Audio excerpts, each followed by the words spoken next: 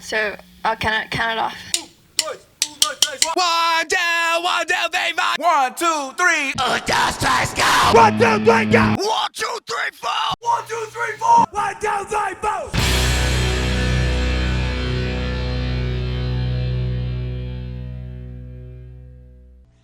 Hello, folks. Welcome back to the rehearsal room. Nick's here. Aaron's here. We are going to, for the first time in the history of this podcast, have a return guest. Oh, yes. Repeat customer. Absolutely. We were able to connive, as it were. Some say two-time winner. Yeah, some would say that. Who? I don't know, but some would say that. We're going to welcome back Mr. Daniel Kaufman. Hey. Friend Hello. of the show, I friend ween. of I ween. I'm Friend a of the wiener. show. You sure are. Yes, I am a wiener. Yeah, we're going to welcome back Dan. If you caught his episode last time, he kind of ran down his history in a lot of the bands that are very well recognized here in Southern California. For sure. I think in underground music as well. Yeah. For those that need a refresher, you were in, let's see if I have enough fingers. Right? Mind Rot, Yep. Dystopia, Yep. Eyes of Fire, Yep. Destroy Judas, Yep. And now Mm-hmm. Master's Ashes. Yeah. Not Southern California. Not the maybe the one non-Southern California band that you Yeah. might. I have don't been know in. where Almost we're based out international, of. one would Y- say, right? Yeah, I would guess Does it so. technically count? I think I think so. we're going to. Yeah. Yeah. This is I think so. International superstar Like, Dan. That's America's hat. well, actually, he lives in France more than he does in Oh. Quebec. My, dude. Yeah. Then it's Oh. definitely international. Yeah. Yeah. Oh, Yeah. hell yeah. Yeah. I thought Canada. No, he's more of a French guy now. For sure overseas. All right. Yeah. Yeah. Love it. So yeah, you're second guitarist in a band, Master's Ashes. Yeah. that we kind of touched on a bit last time. But you folks have a new album coming out. Yeah, April 16th? 17th? 17th? 17th, yeah. 17th? Oh, God, I'm the worst guy to have talk about this you can band. tell- you can tell he is in the band Yes. because Yes. he knows nothing about it. How the mighty have Yeah, fallen. I got that. Time to Kill Records. You can. They have a Bandcamp. They have a website. You can pre-order all the vinyl and I believe the CD. Yeah. And a digital copy if you're so inclined. Yeah, especially on the Bandcamp. Go there. You can, more of the money goes to the bands. that There you way. go. Yeah. There you go. yeah. Support. So Support. Yeah. Support. If you would like, you want to catch a couple of songs before you spend your hard-earned cash on Dan and Company here, which you should. YouTube, the Yes. Time to Kill YouTube channel does have 2 singles on there. Yeah. The songs are Oh, you caught me off guard on that. No, They I are know what they are. titled something. If only we had somebody in the band in this thing. Defiance Disorder There it Defiance is. Disorder. There Yeah. it is. and Divert the Conflict. Yes. Is it 3? Yes, the Yes. Conflict 3. Yeah. That's the other one. Both fantastic songs. Both great songs. More visual. You don't see the band necessarily, right? So We're ugly, so no need to see us. And lyrics. They put the Lyrics? lyrics on the Oh, thing, so yeah, you cool. can really get Yeah. in depth. You can memorize them, so you can yell it back at them when you see them live. Exactly. Yeah, you can sing along. Yeah. This is the chant part of the song. Yeah, no, it's interesting, man. How does this all come about? I've known of Zal, This is the other the, guitarist. yeah, right? the guitar player, when Crisis was still in New York. Okay. They came out to California on tour, and we were just kind of hanging out. And then out of the blue, maybe a year or two later, they hit me up, hey, we're moving to California. Can one of us crash on your couch until we find a place to live? I'm like, all right. And they crashed on my couch for about a month or so. Once and they fought the dogs off the couch first, right? no, this is when I was living.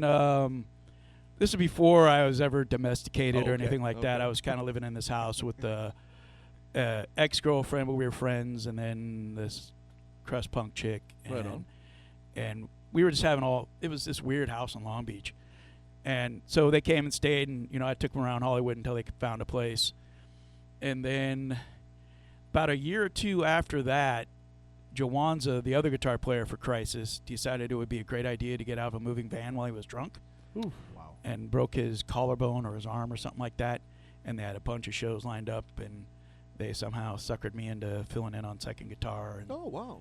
and then, Add it to the list. yeah, I played right. second guitar for a bunch of shows. And then years down the road, it was all Jawanza, myself, and Nikki from Destroy Judas and Eyes of Fire did a short-lived project called Angels Whisper Danger. That's the other one. I Yeah. always forget It's, the name we of. recorded like 2 songs sitting in our studio, ghetto-ass style, with on a computer, laptop, and never really went anywhere. Like Fire was hot, and then just disbanded, and the Joannes lives in Vietnam now, and Oh wow.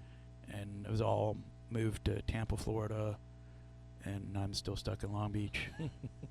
'Cause Beautiful Long Beach. yeah, where else am I gonna go? Right. Yeah, you where know. else will they accept Yeah, they, all of this? yeah, this beauty. But Well, yeah. other states are fighting for it. Yeah, I mean, Sorry. now they are. Now they are. California gets it. Yeah. So it's gonna be interesting. Like we're trying. There's talks of doing a show here pretty soon, and it'll be interesting. Right on. And then we're also gonna have Bryce, who's Fred's brother, is what I'm guessing. I still don't even know how they're related. Fred being the drummer. Drummer, of yeah. Masters Ashes. And he played a lot of the widdly parts that are Okay. on the record because I don't widdly. All right. Get very too well. technical for me. I know you guys play instruments. I have no idea what you're talking about. Yeah. right I only That's way halfway too wid. Yeah, like when I play guitar, people, hey, can you do solos? I'm like, well, I can. I don't do Eddie Van Halen. I do David Gilmour. Mm. So, Yeah. Nothing wrong with that. As Yeah. one does. but the music style I'm usually playing, you need the Eddie Van Halen. Mm. And I'm like, ain't me. So, but yeah, he does some stuff and recorded some rhythms, and apparently we're gonna have him also. We're gonna have like 3 guitars on stage Oh, very at cool. this That's first show, cool. hopefully. Shit. So it's gonna be interesting. So when you joined up with Masters Ashes, like I was actually referencing this earlier with Aaron. I kind of listened to another podcast where they interviewed Afzal, Yeah, and he was kind of breaking down the start of the band, how he and the drummer kind of got together first in Florida. yeah. At what point did you come into the picture? I came way late.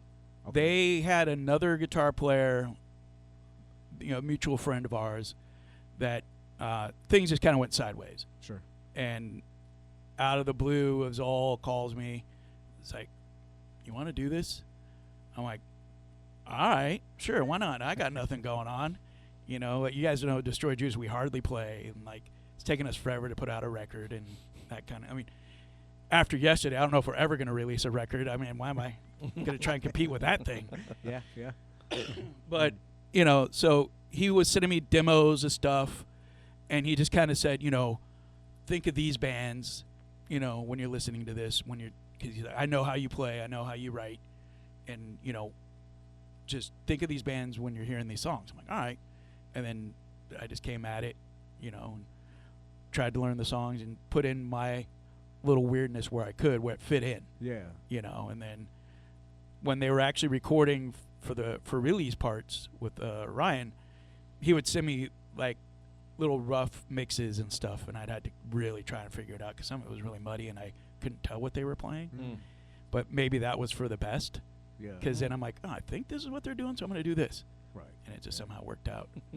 So And then- did, just out of curiosity, you remember any bands that he said? Like, consider these bands when you're. Unsane, Swans, Oh, yeah. Killing Joke, Oh. and of course Black Sabbath, because that's I think one of his all-time favorite bands. Sure. Really? And there's you listen to it and there's riffage where you're like, oh yeah, I could see the Sabbath in that. Sure, sure. Right. But me being me, I'm like, I'm going for the more noisy stuff. I'm going to go more of the early Swans and the Killing Joke Yeah. Yeah. and the Unsane stuff and keep it angry, Right on. with whatever. Like there's stuff I've done, and it's just bizarre to me that I'm like, but it worked. So I'm like, but hey, all right, Yeah. Very cool. Yeah. And- So, sorry. Go ahead. No, and then of course I'm like, well, Eric's in it, so I'm gonna throw a little Voivod in there too. Why not? And he's vocals. Yeah, he does vocals. No, Okay. he doesn't play anything, just does vocals. And I remember Avzal one time sent me this sheet, and it's like the lyrics he was writing, Uh-huh. and it was just like this like lines just going all like made no rhyme or reason. They were just all these words on a sheet of paper. I'm like, dude, how the fuck are they gonna? They pulled it out of the seven, Yeah. out of the Seven movie. Yeah. Like they pull out of John Doe's house. Yeah, and then when I hear it, I'm like, holy crap! These guys know what they're doing. I don't know. Right on. Do you sing at all on this album? No, it's this band is really refreshing for me because I just play guitar. I play guitar and I've sent, there might be another record, I have no idea, but I've been sending them ideas, I like half-assed riffs Yeah. and sending them to them. Well, hey, see if you can do something with this. But this is like I'm just playing guitar. Hey, you guys let me know what you need me to do, and I'm there. Right. Like I'm not really involved in the business end, which is nice because, Destroy Juice, Eyes Fire, all that stuff. It was like so hands-on and draining. Like, I don't know what it's like to just, hey, man, I'm showing up to play guitar. You know, I don't know what that's like, and it's nice. Now, one thing, I don't know what your opinion on this is, but one thing that Afzal said on the other interview was this is maybe as close to a mainstream sound that he could try to get to. I think, You know, without it being overtly like not poppy. I don't want to. Like, no. You know, but it is maybe a more accessible sound in comparison to the stuff that not just yourself but even the other members come from. Certainly. Yeah, it's definitely more accessible than Crisis was musically. For sure. Yeah. Because Crisis, they were definitely just pushing envelopes. Yeah. And like, you know, they had a female singer when there was hardly ever any female singers in heavy He's a bands. legend, man. You know, and they were just bringing in he was bringing in all sorts of influences with that, and they were just like, you know, doing whatever. This one, I think there is, you know, they had an idea of like, yes, we want to be extreme, to a certain extent, but not extreme to be weird or like, you know, like there's these extreme bands when they start doing it, you're like, this just got kind of weird. It's cool, but this one is like where you can listen to it and you understand what's going on. Yeah. Sure. Yeah. You know, it's not like we're coming out of left field with these oddball rhythms and chord progressions and stuff like that. Yeah, it is. I mean, honestly, to hear the music that you've done in the past, and then I hear these couple of songs that are available now, they're different. Very, very different from what you've done, from what people might know from you. You know. Yeah, but if you know my guitar playing, you'll know where. Oh, that's Dan. That's another Dan. thing. I was Oh, okay, trying there's to Dan. listen in. Yeah. Like, let me see if I can pick out this dude's guitar playing. Yeah, like there's parts where we're doing separate things. You could totally tell that's Dan's remedial guitar part right there. Well, it's definitely more straightforward than, especially when you look at the lineup of the people that are in it, the stuff they've done prior before. But again, make no mistake. I mean, this is fucking metal. This is to me, it's very sludgy. Yeah. A couple of the bands that came to my mind were like Kylesa, a little bit of like I could see that. Deadbird. Yeah. You know, like I just that taking that sludge, but also adding more atmosphere, adding some elements to it. But there's also still a rawness to it too. There's an immediacy to it. But there's also like, if you like any of the bands that anybody's played with, don't necessarily expect that, but also understand you're not going to be disappointed either. Yeah, no, like there's a outro track where our friend Greg does spoken word over. He does spoken word over a couple of parts. Okay. And there's an outro track where you can 1,000% know that's me on guitar. Nice. Right on. Nice. All right. You know, so that's all I can, like, that was my place to shine, where I'm like, I'm going to do what I do. Right on. You know, but all the other stuff is like, I'm going to try and fit in and come up with whatever weird ideas I have. Because, like, Afzal, I don't know if we're referring to the same podcast. Afzal was talking about how he's left-handed. Yes. And I'm left-handed. Yep. And left-handed guitar players write weird stuff. Right, weird stuff. Yeah. I was actually going to mention that. Like, And I'm like, I don't think what I write is weird in any way, shape, or form. It just makes sense to me. yeah. But jamming with him, I'm like, wow. But then he also brings in his cultural, like he's, you know, Pakistani, and he brings in some of that Pakistani Middle Eastern influence because he grew up on that music. So they have these weird rhythms that me being, you know, as honky can be, I'm not used to. I mean, I'm blind, but I can see what you're saying. Yeah. You know, so, and I'm not used to that stuff. So, Right. but it's cool. Like, okay, I'm going to try and figure out how to play off that. That's cool. Yeah. Just the juxtaposition of Yeah. the two is a very neat element that's added to that Yeah. in general. Very Like, cool. He'll just do these weird rhythms. I'm like, what the fuck? And then, you know, figure something out. I think this was on one of your posts, and it might have been regarding the second song, where you kind of referred to it as like your most corrosion of conformity type. No, it's the Kaya song. That's what. That's Kaya, that's. I that's call it the Kaya song. Yeah, that's it. Because even though that they've told me the song title, like I might be senile. I don't know. They've told me the song titles and stuff like 1,000 times. I'm like, huh? You know, what song is that? This one. Oh, like you play showed the up riff. today, so Yeah. I don't think you're that senile. Yeah, you play me the first riff. I know exactly what song we're doing. Right. Don't ask me the song. I'm that way with Destroy Judas songs too. So don't, you know. What song is this? This one. But like going back to the corrosion thing, I kind of got a corrosion of conformity feel. Yeah, off of yeah, it. like the corrosion conformity 2.0 kind of stuff. Yes. Yeah, because there is a Blind Wise Blood stuff. Yeah. There is a sure. fullness, like a For sure. lushness in the music. Yeah. You know, where Yeah. you can tell that there are a lot of players in here, but it's also not such a big mangled mess of Yeah. music. It's not You much. know? Yeah, no, there's definitely like the songs make sense together, Right. and each song has like its own weird. Like each song feels different from each other, but they feel like they belong to the same Like they band. all kind of link up. Yeah. somehow. Yeah. They all belong to the same band, and you can just tell that these are, five, six different people coming at it, That's cool. and just like, here, I'll put a little bit of this on there and put a little bit of that. We're all adding our own little color to it. That's cool. Yeah. Yeah. Saul did mention also that if shows are kind of worth doing, that you guys would have considered them. Yeah, I'm not the oldest guy. I'm nowhere near the oldest guy in the band, thank God. But I'm definitely not the youngest guy either.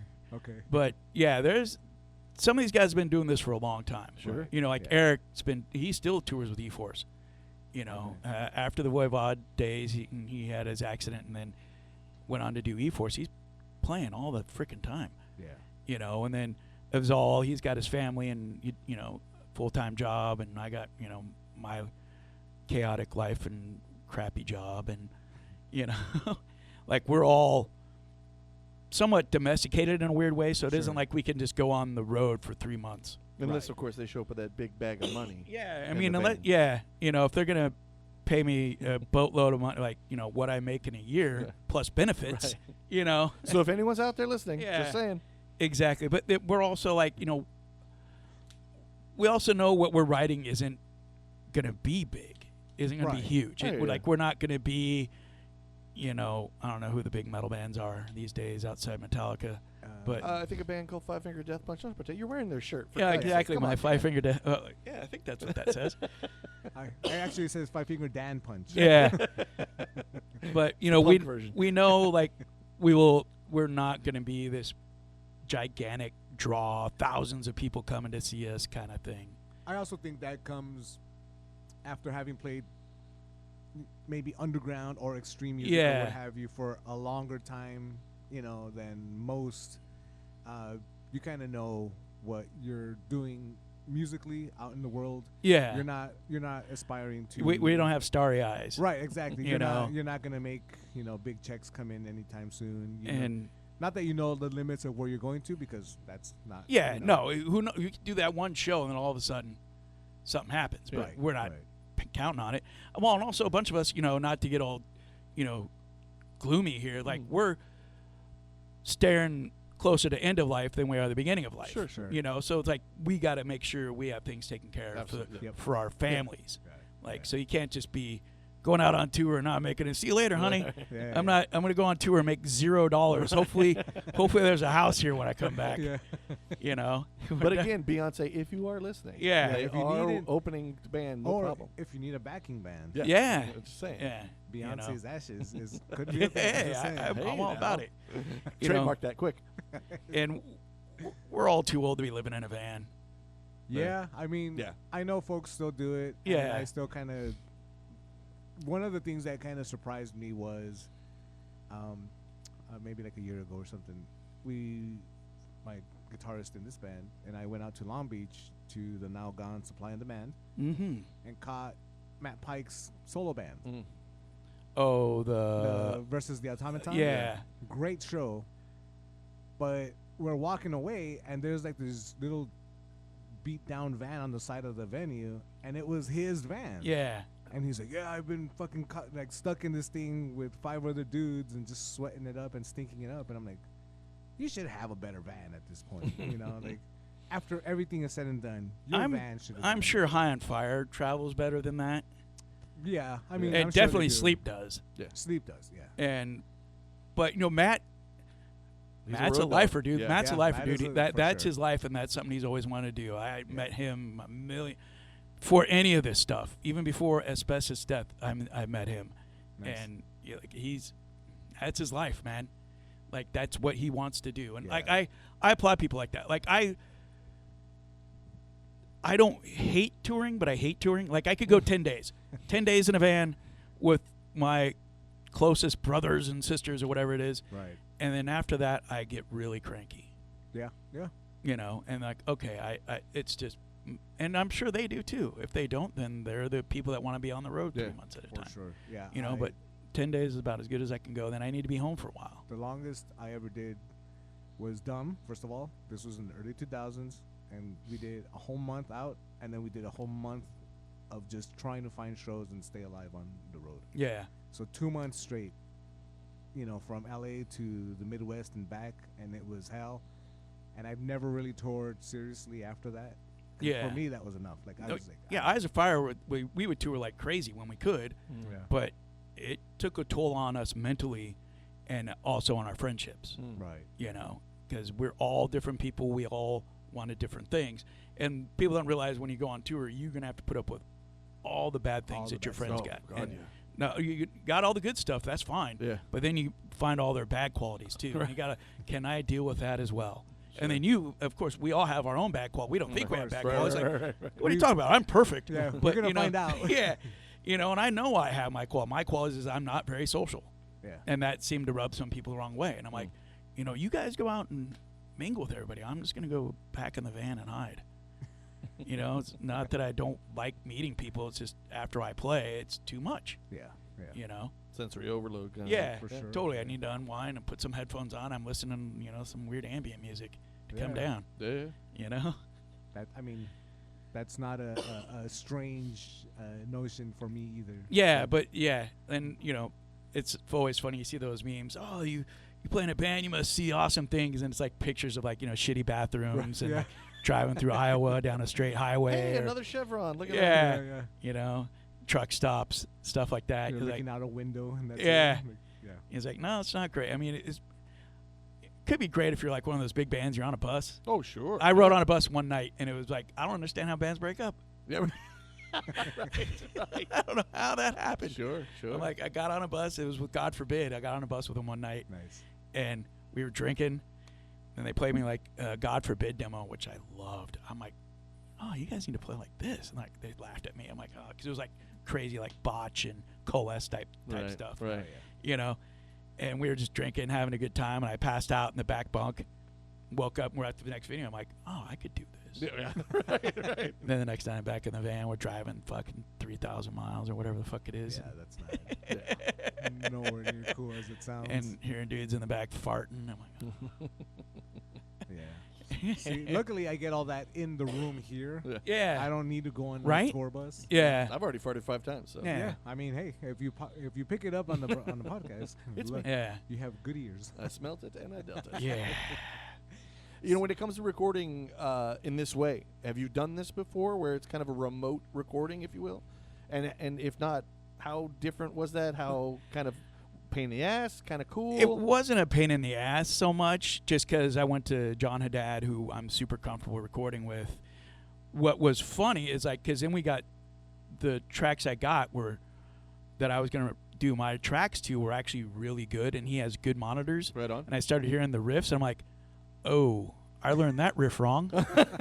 Hold on, let me figure this out here real quick, John. I'm like relearning the part as I'm sitting in the studio.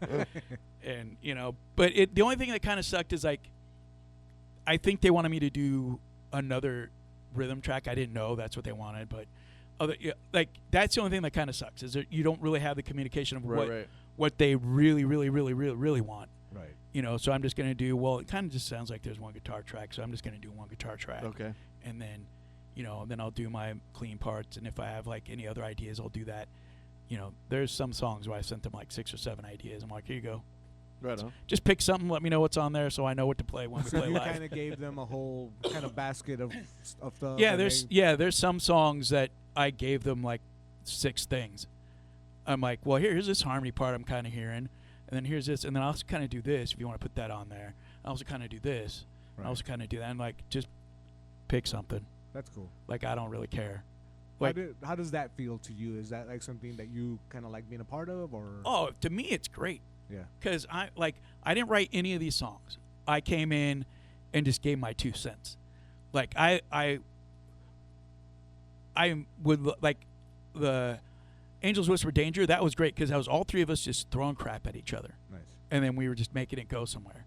And that isn't always how it's been with bands I've been in. It's like they want me to write stuff. I'm like, Right. well, I want you all to write stuff. Yeah. Right. Let's all write stuff, and like, argue about it and Right. make whatever crappy riffs we're coming up with better. Right. Yeah. You know. Flush it out as a band. Yeah, because I mean, as you guys see my posts all the time, I think my band sucks. So I'm like, I'm like, dude, this. We'll never understand that. Yeah. I'm like, this is horrible. Like what I hear in my head, and then what comes out, I'm like, two completely different things. But I'm like, it's a weird thing. But this is great.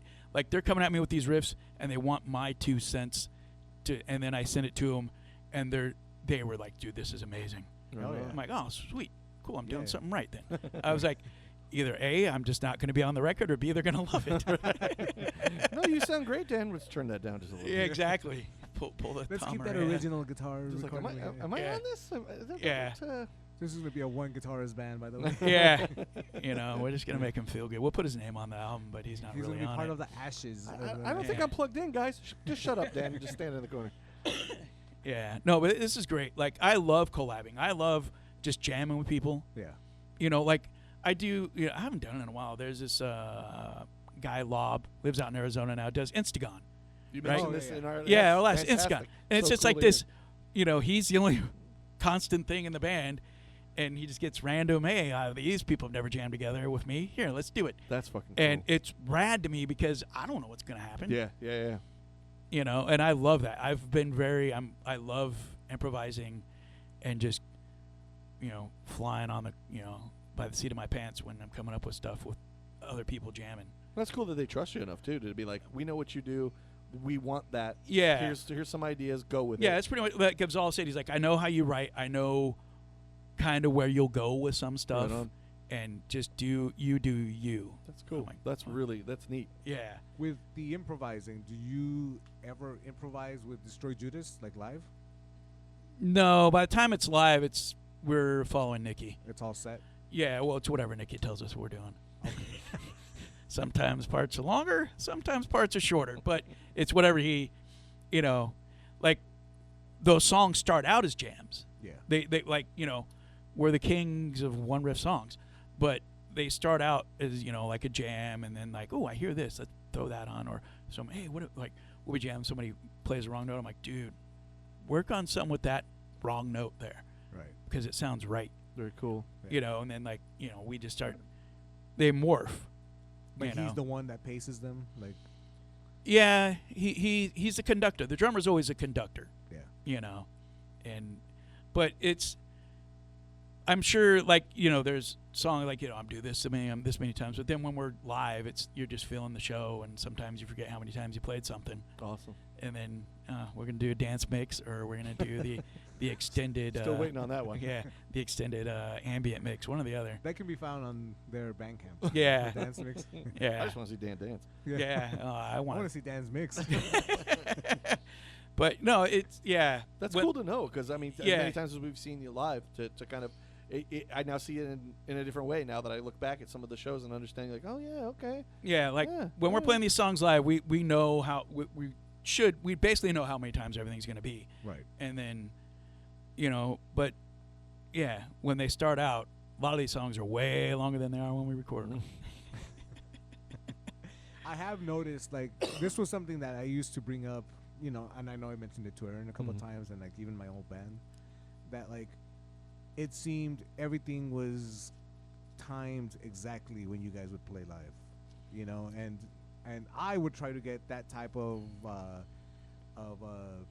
don't even know what it would be called, kind of structure, Okay, yeah, where like, okay, drummers dictating that we do this 28 times instead of 16 this evening, and it's like, all right, well, fuck it, we got to know the music that well to do it those additional times. yeah. Well, like we know Nikki has little signs when things are changing, Yeah. and so sometimes he'll forget that he's supposed to change at a certain time and just keep going. So we just kind of wait for that sign to come on. Okay, now we're changing now. Nice. But that's the cool thing about playing live. It's Yeah. it's never perfect. Right. You can only hope it sounds good. Yeah. you Yeah, know, yeah. and that's it. Like this. But I love that there's that balance there, though, too. That sounds like, at least it sounds like you guys know what you want to do, but you are in the moment also. Yeah. So you No, can we're allow all- it to yeah. flow Yeah, however for sure. it flows. And if Yeah. Nicky's eyes are closed and he's loving that Yeah, beat, then yeah, fuck if- you, if we're some- playing this yeah, 5 more times. If somehow some spirit goes into him and he's just feeling it, and all right, I guess we're gonna play a 73-minute version of The Kill. Right I on. guess, you know. Hey. Please, no harm, no foul. Yeah. Yeah, right. Yeah. No, Very cool. But yeah, no, that's it. Yeah, it's weird, but like, but also back in the early days when we were doing our visuals, everything was to a DVD. Mm. Yeah. So we kind of had like, and Nikki wanted things to change with the music and like, you know, everything. I'm like, okay, you know, Right. I don't think it needs to do that, but okay, if that's how you feel like you're in charge of that, all right, let's do it. You know, and so he had to, like, back in those days, everything had to be done at the right tempo Mm. and do everything the right amount of times and stuff. And, you know, now he has the old-timey Octapad next to him where Mhm. it plugged into his computer and he can switch chapters.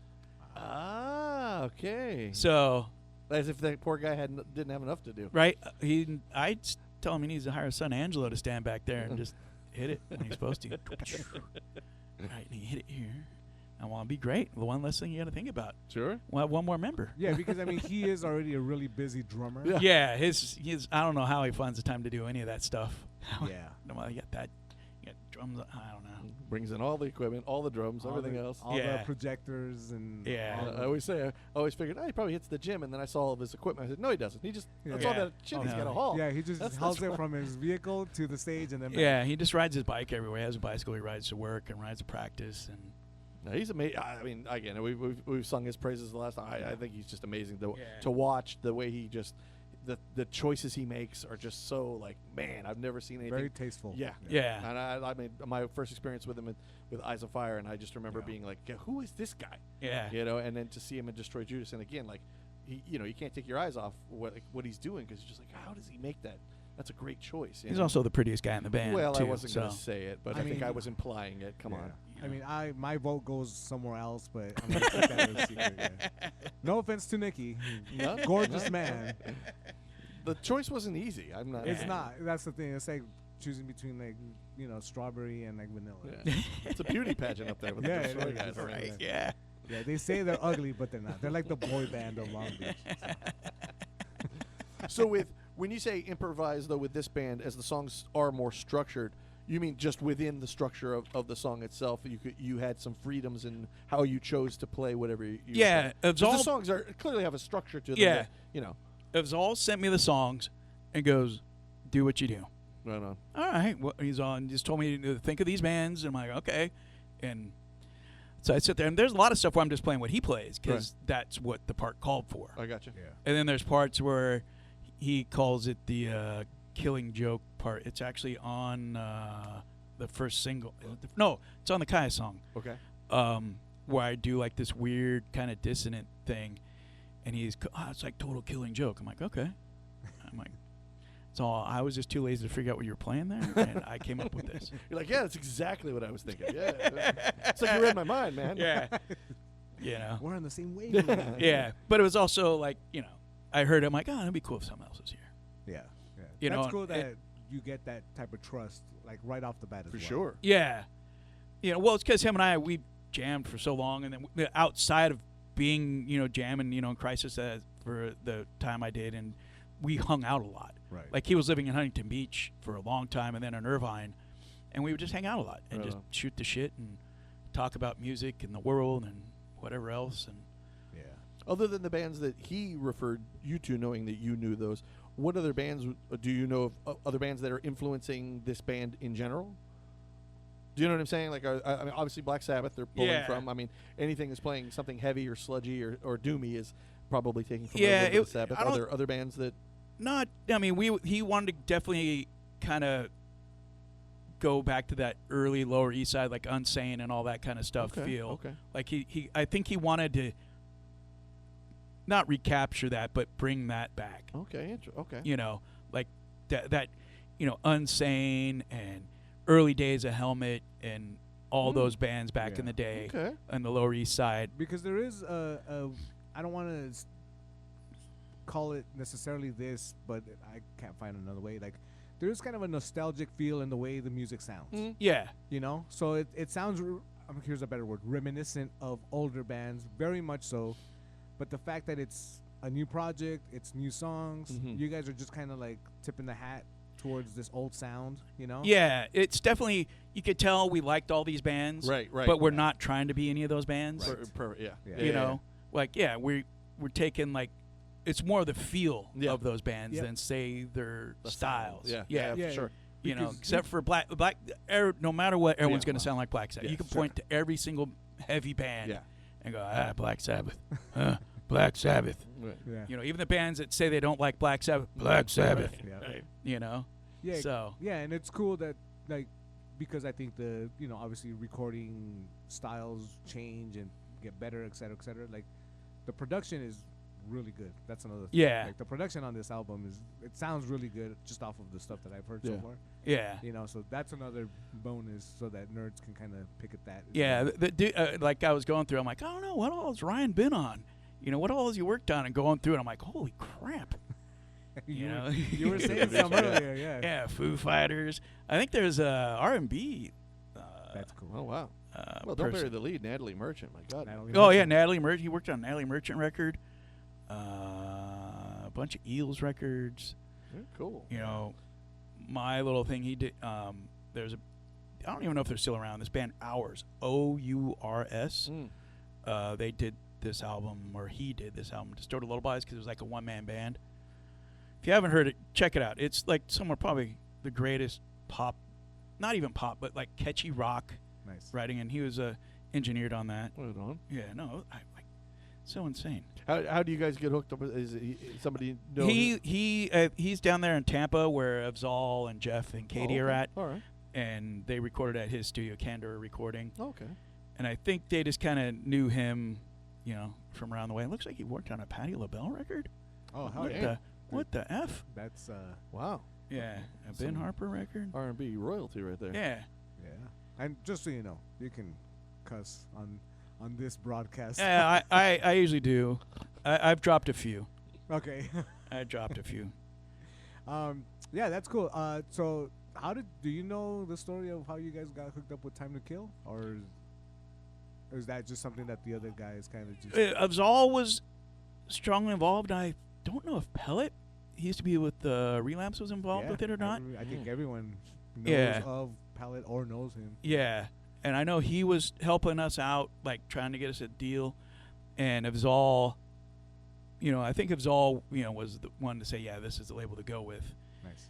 And they've talked back and forth, and I guess the guy from Time to Kill is like an old Italian punker, like on the right side of things of going on in the world. Yeah. And he was very down for what we were doing and really dug it. And like Fulci is one of his bands on Time to Kill. I guess he does all the European. I think who is it? $20 Spin or somebody out here releases them out here, but he does all the European stuff. Yeah. Like I went through their label and I'm like, Fulci, I've heard of them. Yeah. And then all these other bands. Awesome band too. Yeah.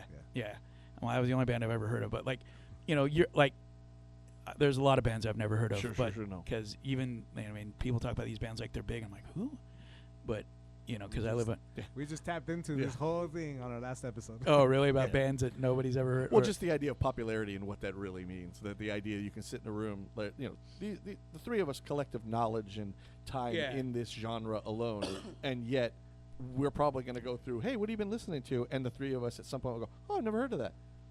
And you just go like, but to us, it's like, really? Because it's what? It's the biggest band in the world. Right. You know, in my head, they are. Just the part where there are actual genres within metal that, you know, I don't know any power metal bands that much. The core stuff, I have no idea who it is, you know, and yet they're huge in a lot of ways. So. I got you. Yeah. No, but like, because, you know, I live under a rock. I listen to what I listen to. You know, I like what I like, and then he literally lives under a rock. Yeah. It's the biggest rock in Long Beach. But the guy's looking to expand he has a U.S. office in Miami that he opened up about a year or so ago. So he has U.S. distro. He has production facilities in the U.S. So when you buy stuff from Time to Kill, it's not, you don't get the Trump tariffs on everything anymore. So it's kind of nice. Yeah. That's always kind of great. That's- So when yeah. you go to the label and you see like the vinyl's like $20 or whatever it is, it's $20. So you're saying when you purchase April 17th, 2026, when Look at the this guy, album professional. How the Mighty Have Fallen comes out Yeah. from Time to Kill Records, Yeah, you will get it from America, America made, Yeah. and not pay the Trump exactly. tariffs. And if anybody's in Europe, he still does the Italian stuff, Nice. and it's over there as Very well. cool. That's cool. It's not like that Mind Rot vinyl that came out, and it when people were trying to order it, it was like $60. Which brings me to Mind Rot. Uh-oh. That's the greatest segue ever. right Yeah. there, Is Thank you. let's talk about Mind Rot for a bit. Uh-oh. So Mind Rot, this is a collection of demos. This was it's our 90 demo. 90. Yeah. Oh, okay. The 1990 demo, and we somehow had a decent digitized version of it. I think it was a digitized version of a first recording of a cassette, and Wow. and the guy got it mastered, and the FOAD guys, it's pretty much what they do. They re-release demos Right. and put them on vinyl and stuff like that. And he's all, we got a guy who knows how to get all that tape hiss and everything out of there. He's Right on. really good, and it sounded amazing. Like, he sent us the WAV files when it was mastered, and I'm like, dude, I don't remember that noise in the background. I'm Oh, like shit. you hear like people walking around in the studio and stuff like that. Nice. Yeah, That's cool. I'm like, holy crap. But yeah, he put it out, and it was cool, like limited, I think it was like 300 copies or something like that. And if you ever go to a Destroy Judas show, I'll bring a couple if you guys want to. Yes. Yeah. Yeah. So have a show and then bring a couple. Yeah, we're because planning a I- couple of weeks, Destroy Judas is. I would like to get one. I would Yeah. pay $60, but I mean, Yeah, we're homies- playing Homies gotta eat. we're playing the day before the Masters Ashes show album comes out. Okay, on the 16th. Yeah, we're playing on the 16th with we're playing at Vine. Yeah. I did see you guys Vine just in posted Long that shit. Beach. Yeah, Vine. Last time we played there was with Spirit Mother, Yeah. and we didn't fit in there very well. Mm. And people would come in the front door and they'd hit me in the face with the door when we were playing. Oh. It was awesome. Yeah. So it'll be interesting. And I think the last time we played there, we blew out their PA too. So Nice. welcome. Nice. that's always badass. So you are club favorites. Is what I got kicked out of there one time. Really? Yeah. Is this the helmet place? Yes. Okay. All right. I know the helmet story. So if you want to. Or playing with Nightmare Body and Beset. Ah, yes. Nightmare Body's cool. That's Yeah, D. D, yeah. She's Yeah. Awesome. Nightmare Body's an awesome band. Kind of black metal-y, crusty type. Yeah, stuff. yeah. Right they're on. cool. We finally get to play with D. Like, Yeah, that's cool. she's been in a million. I think we played with one of her bands one other time, but I was running into her in Long Beach and what the? Me. Yeah, Oh, is that it's you? just, yeah, water bottle. I'm over Oh, here. I I'm can't like- contain myself. I'm like, is this studio finally gonna collapse? Is that it? Where, It's the ghost of studios past. Yeah, the ghost of dreams past? yeah. What was that like? I mean, did you have? Was there any? I assume they talked to the Mind Rock guys, saying, "Hey, we'd like to." Yeah, You know, how did that all come about? the main dude, I guess, I don't know if he is in Crippled Bastards or was in Crippled Bastards, but I think he originally emailed Mouse, and then Mouse emailed me. I'm like, dude, you know how I am with this Mind Rot. I don't care. If someone wants to put it out, hey, just give us some copies, man. Sure, Yeah. sure. Right. That's literally how I am. Like, Mind Rot is such. We never made money. Right. And if somebody wants to do something, like if people think we're cool enough to put out vinyl on a demo that I barely remember recording, then dude, yeah, knock yourself out, man. Yeah. Just Right on. let's make it look good. And, Mouse, that dude is a hoarder. And he had all the original artwork from the demo Very cool. and relayed it out so it worked on vinyl, and it looks awesome. I saw the unpacking that thing that Yeah. you posted. Yeah, that was really neat. The photos, everything, it looks like it's the day we put out the demo. Very It looks cool. so That's good. cool. That's And cool. You said it had like posters in there, right? Yeah, Like, some from some show yeah. from some shows. That's fucking. I'm like, oh cool, yeah, I remember that man. show. I think there's a couple of cool Neurosis ones that were in there that we did. Nice. I think the Asbestos Death one is in there, Damn. and yeah, So was Mind Rot your first band? sort of, yeah. How did- Me and Seaberta had a band with Evan, Okay. of who was in Mind Rot later, and then went on to Save Ferris. Save And, Ferris, yeah. it was called Impressions The of band saved Ferris. He didn't actually just save a guy. Yeah. Okay, just want to make Yeah. sure. It was called Impressions of Noise, Okay. and it was kind of like a pseudo grindcore Nice. kind of thing, and then we all kind of, this was all while we were still in high school, Right. and then Steve and Evan went and did Conscious Alarm, which is like this cool thrashy kind of band. Yeah. And then I was kind of minding my own business working at a Chevron when I got a call from Matt Fisher saying, hey, you want to start a band? So I'm, all right, yeah, sure. And he's like, we're not going to do like grindcore. I want to be like heavy and like dirty and stuff. And that's how Mind Rot started. I'm like actually the second guitar player. They had a guitar player before me, Yeah. but they said he was just, wasn't quite, it didn't feel right. So then I came along, and then I guess that felt right, which is weird. And I'm forgetting, was this the first time you played guitar, like as strictly guitar playing? Because in the Impressions of Noise one, was that you on guitar as well? Or? Yeah, I played guitar and that, and I guess sang. Yeah. Like it didn't do much. We played one backyard party.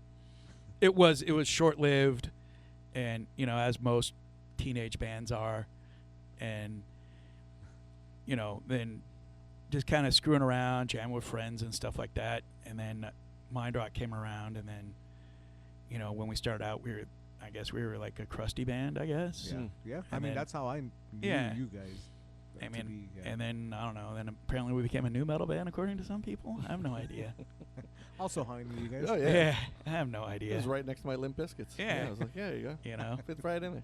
Everyone's all play a hardcore riff. Next thing you know, you're in a new metal band. That's how it went back in the day. That's what I heard near the end is we were a new metal band. I'm like, okay, whatever. Was this Dystopia was after Mind Rot? or Dystopia was during. during? Yeah, that was a. Mouse was kind of not really like we were definitely going in a metal direction. Yeah. Not like we're gonna go metal. It was just kind of just progressing that way. Right. And Mouse definitely wanted to stick more with what he like the punk side of things. Even though now apparently Dystopia is a sludge band, is what they're saying. So I hear. Yeah, and I'm like, what the fuck is wrong with you kids? I always thought you were a new metal band, but That's true. That's true. But like we were just dirty and like angry, and the lyrics were about hating everybody. Not really about hating everybody. It was just kind of about suicide and fuck the scene, and there is no scene. Yeah. Like people like to talk. There's a scene. Once you really get in it, you realize there's no scene. There is no Everybody's scene. everybody's trying to backstab everybody. Right.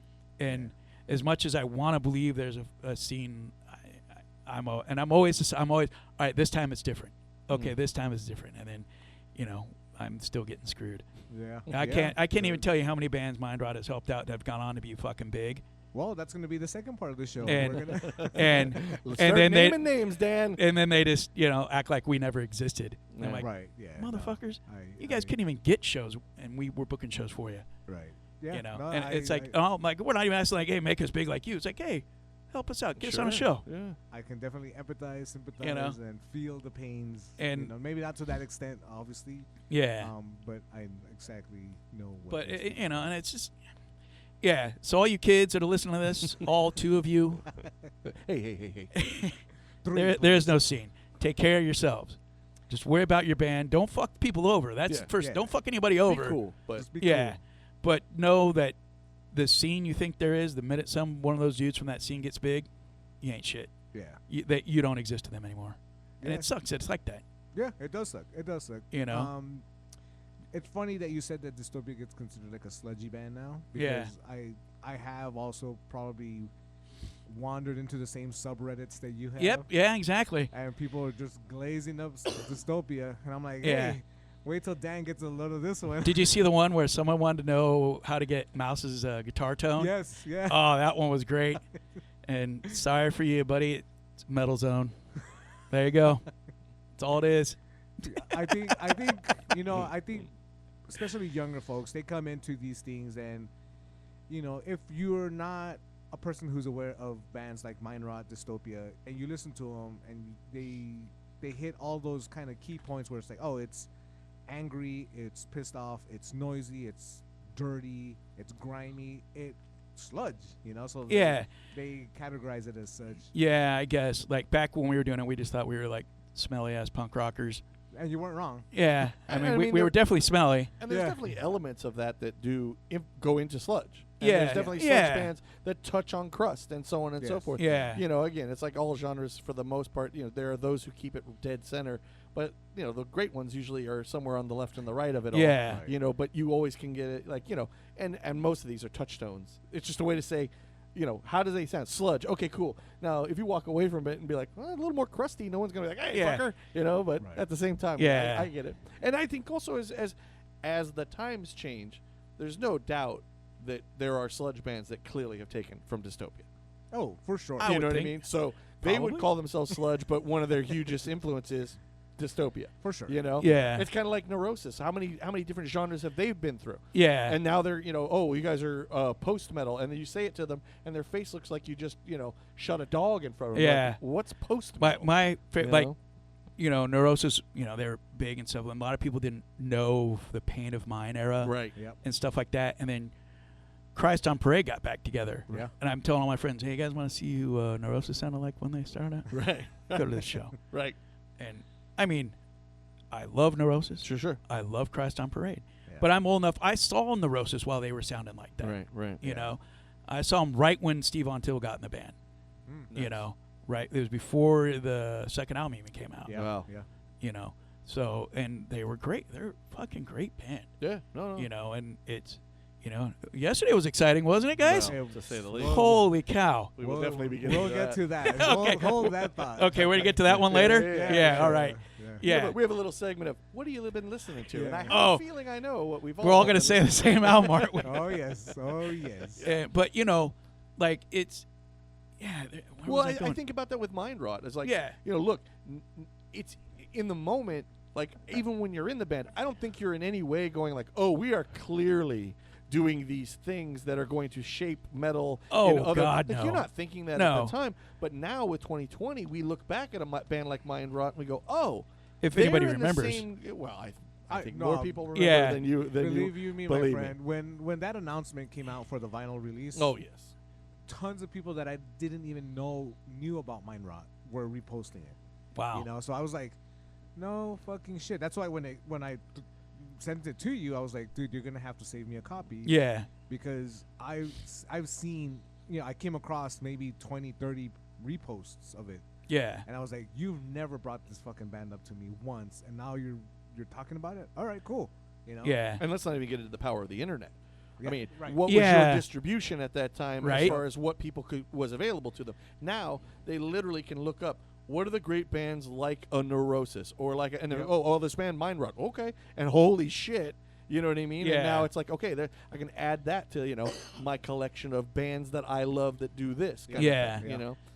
And I always say too, and again, this is praise for them for Mind Rot too. I think a lot of times, and we certainly see this with Neurosis, when you're doing something that, quite frankly, is ahead of its time. Yeah. Oh yeah. Yeah, nobody's getting it in the moment. No. No. But Nobody. But everybody looks 10 years later and goes, "Oh, fuck me! What were we all thinking?" Yeah. That's like it was right there. And some are able to survive, others, unfortunately, yeah. didn't in the No. moment for whatever reasons. You know, Yeah. it's just to say. But I think the legacy Yeah. of bands like, you know, again, this is why, you know, Nick and I are always like, we know Dan.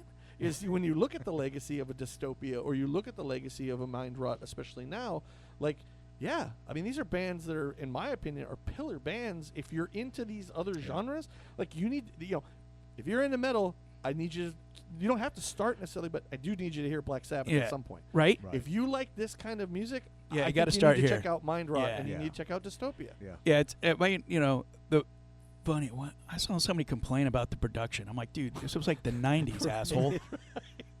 Like the production on some of the Relapse records and stuff. I'm like, Yeah, dude, right. first this was the '90s. Right. So what do you want? B, Like- Dr. Dre was busy, so Yeah. they couldn't get Like, with him. and this is on our budget, Right. which isn't much of a budget. Right. And you know, Mr. Rubin didn't have time. Right. yeah. Yeah. But at the time it sounded fine. Oh well, and I think it adds Yeah. to it. Let's be Yeah. honest. Like, you know, we all love a good produced sound. Don't get me Sure. wrong, but there is something. The idea that again, a demo is put Yeah. back out and everybody's excited about it. Yeah, when that right? was just a way to go. Like, And that here- was, I think it took us 3 days to record that demo or something like Right. that, something stupid. Yeah. But I think it adds to the ambiance, especially with everything you guys were going for in that moment too. Yeah. is it shouldn't sound clean. It's not. Wasn't the point to sound clean. Right. No, I mean that was the best we could afford. Yeah. Yeah. And capturing that moment. You know what I mean? Don't Yeah. change it. That's the moment. This is the demo 1990. Yeah. Yeah, I could make it sound $1 million, but then it's not the demo anymore, is it? Yeah. So fuck it, you know. Putting that capture kind of moment. effort into it, you might as well put it out a full length album. Yeah, You it's know? also like a cool snapshot. Yeah. Of just not just the sound, but like the feel of the band, you Mhm. know. And I think anymore now, people kind of want that because there's a more genuine approach at the music, especially back then when you had to be a little bit more innovative, you know, Yeah. a little bit more curious about what you're doing musically and how you're Yeah. recording this. And you know, even though we have the ease of literally everything now, Mm. you know, back then you didn't. No, you said, like- right? Like if you listen to those albums, there's like segues and stuff like that. That wasn't us hitting play on a computer. Right. Yeah. Right. That was us Dude. sitting there with a sample, like a tape Sure. recording of Sure. something, putting it in there, Right. cutting tape. Ugh. You know, like those Pink Floyd records, Yes. Yeah. and hearing what they had to do Right. to get that. I'm just like, oh. When they're getting time and they have to get it in Yeah, that that- weird especially time that- signature. That Yeah. especially, all that is cut up samples, and they're taping them together Yeah. on Using- this using reel. mic stands so Yeah. that it hits at the right time. And yeah. just- yeah. Oh my God! Like, and people like nowadays, kids just I just hit on my play on my computer or whatever, and like, Right. it's cool that it's that easy. And Oh, you can for get, sure. And you can get that, but at the same time, you don't realize the kind of work it took these bands to make that happen. No doubt. No doubt. You know, and when you hear stuff like there's one of Mind Rot recording where there's a backwards fade in, we literally had to flip the tape around Wow. and record that on a separate track of what we wanted to fade in, and then flip it back around, and then hopefully it sounded right. Holy shit. Where now, Yeah. literally- I mean, I did that. That's our last ending of our show. Yeah. All I did was take the beginning music of our show and I flipped it Yeah, on it just Audacity. and on Audacity. But this is like Meanwhile, I taking look like- reel to right, reel, right. like 40 feet of tape, Right. and you take it and you flip it around, and you find the guitar track or drum track or vocal track you're trying to Right. get to do that backwards fade on, and then okay, here it is. All right, hit record, and hope to God you did the right one. Amazing. Yeah, see, You that's cool. And I know, again, I know tons of people have gone through similar experiences. Oh, sure. doing Yeah. that. Sure. But the fact that like you guys did it and you kind of became a noteworthy band through the annals of time and what have you. Anals. Anals, yeah. I don't want to be so specific, but and then you tell people that you guys did this, and it's something that people are going to try to recreate now. Yeah. It's something that people are going to try to go for the Mind Rot sound, the Dystopia sound, the Destroy Judas sound, and maybe even now the Master's Ashes sound. So Metal Zone. That's the sound, buddies. There you go. when you during the Mind Rot Dystopia stuff, what came after? Like, what project was after? Was that Eyes of Fire? Yeah, Eyes of Fire. Like, Fisher really wanted Mind Rot to keep going. I was kind of over it.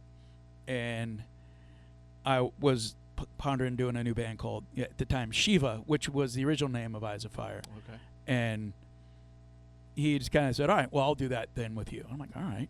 And while it's not really going to be that much different from Mind Rot, but it's just Mind Rot needs to just be put to rest. Right. Like, Adrian's not part of it. Flood's not part of it. Evan's off doing his thing, and just let's just put an end to it. Like, I'm not married to any band name or anything like that. Like, once it's over, it's over. I don't care. Right on. Like I care that it's over. Sure. Yeah. But I don't need to, you get all these bands like doing reunion shows. I'm never gonna do a Mind Rot reunion show. Well, there you go, folks. Yep. Yeah. that was I- my next question. Yeah. See you next episode. Yeah. That's it. Good night. We're done, Dan. I have gotten together a few times, but Dystopia will probably never do a reunion show now, Right. from what I know. But I have gotten back together with them a couple times when they were still playing, and it was just more of a let's see what these kids think of this shit show. Right on. Yeah. Right on. And it usually happens with me getting violent and punching kids. So and they're like, "What the fuck is this?" I'm like, "Oh yeah, you guys never saw us in the backyard of Q's Cafe in Santa Ana, have you?" Cruise Cafe, yo. But yeah, so I don't ever want reunions and like screw Well, that. was it still cool though that to re-release the demo? Like, was there It was cool that people cared. okay, cool. Well, that's You good. know, No, I'm like, all right, you guys care, and it sold out. Literally, the guy said he sold out in about a week and a half, 2 weeks. Damn. Not surprised. Yeah. Not surprised at all. So I'm like, wow, all right. And he's talking about wanting to do another release, another demo, and if he's listening, sorry, we're dragging our feet. We're Mouse and I are just dealing with a lot of crap. We got our lives going on, and if we do it, we're definitely going to do it with him. Head on. And it's also the demo he wants to do. It's harder for us to find a good first quality recording of, and the artwork is even harder to find. Yeah, as much as Mouse is a hoarder, he says, yeah, this one's going to be harder. Would you guys consider putting out like what was the other one? The one with the burning cover? Yeah, it's the 90 demo. Oh, That's the 90 demo, has the burning. What's the other one? We have there's a couple. Is there 1 or 2 live in the studio demos, and then there's Faded Dream, and then there's the albums. the albums. Would those ever get re-released? I'd have to talk to Relapse. I don't even know if Relapse knows that we were on their label. Wow. It's they've been sold and bought and That's sold true, and bought yeah. and No, sold. that's true. I don't even know who's still from Relapse there. Like I don't know if Wow. Matt or the other guy are even involved in it anymore. Okay. And we're not on their Bandcamp page or anything like that. Like why wouldn't you guys just put it up there? Yeah. And Well, hopefully these demos, maybe it shows them something. Yeah.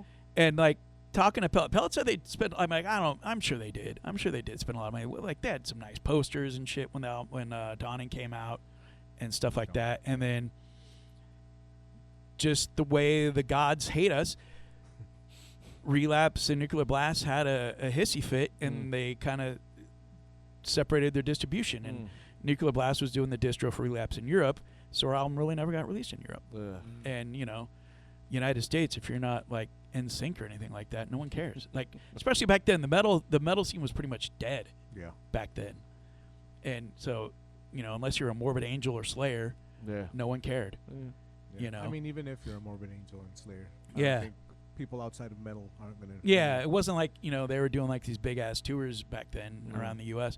But and then in Europe we couldn't get any traction, and then that was it. Shit imploded, and on to Eyes of Fire, and then Eyes of Fire, and the German part of Central Media had no clue what to do with us. I'm like, just put out the fucking record. How about that? It's so. Just put out the record. I said it the last And time let you it were do here. its thing. I just remember it really.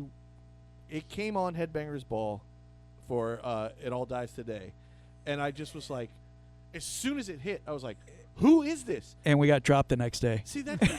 That's what it blew my mind because it was just like it felt like this, like everybody always says there's those times that band hits and it's like it grabs you and pulls you and says this is what you've been looking for, and it felt like this like oasis in the middle of all this core shit that I didn't want to hear, and it was like yes, metal's still alive, here we go, and then it's 2 not weeks later I hear, metalcore and it's like. or a bunch of dudes rapping over the metal or anything like that. You guys were doing things that I loved that were stuff I heard before, but also sounding different and new. Yeah. And it was just so like, here we go. I knew it was out there. I had to dig a little, but no big deal. And and then it was just like, wait, they're what? Yep. Oh, fuck me. How did that happen? And then the next thing I know, it's like, they got someone Destroy Judas. I'm there. Yep. Show up. But Destroy Judas. We do absolutely nothing like any of those except we're heavy. Though we have there's we got like I was mentioned on your post about not releasing our album for another year because of what came out yesterday. Oh, yeah. We actually have 4 songs that are similar to Eyes of Fire because they started writing them when Matt passed away, and just for some reason thinking about them, I just started writing these riffs. I'm like, oh, okay. So we'll see if it's going to be an album or if anybody's dumb enough to do a bunch of splits with us. We're trying to figure that out. So Hey. anybody out there want to Yeah. put out an album? Yeah. Or if you're dumb enough to want to put out a split? Yeah. It's like 4 songs. They're kind of shorter. Like, it's kind of nice. shorter as in Like what, 5 minutes and Okay. 6 Oh. minutes and 'cause not we don't understand what Destroy Judas songs Yeah. usually are. So short Yeah. for you may not. 5 or 6 minutes All a right, piece. right on, right yeah. on. Kind of Nah, nice.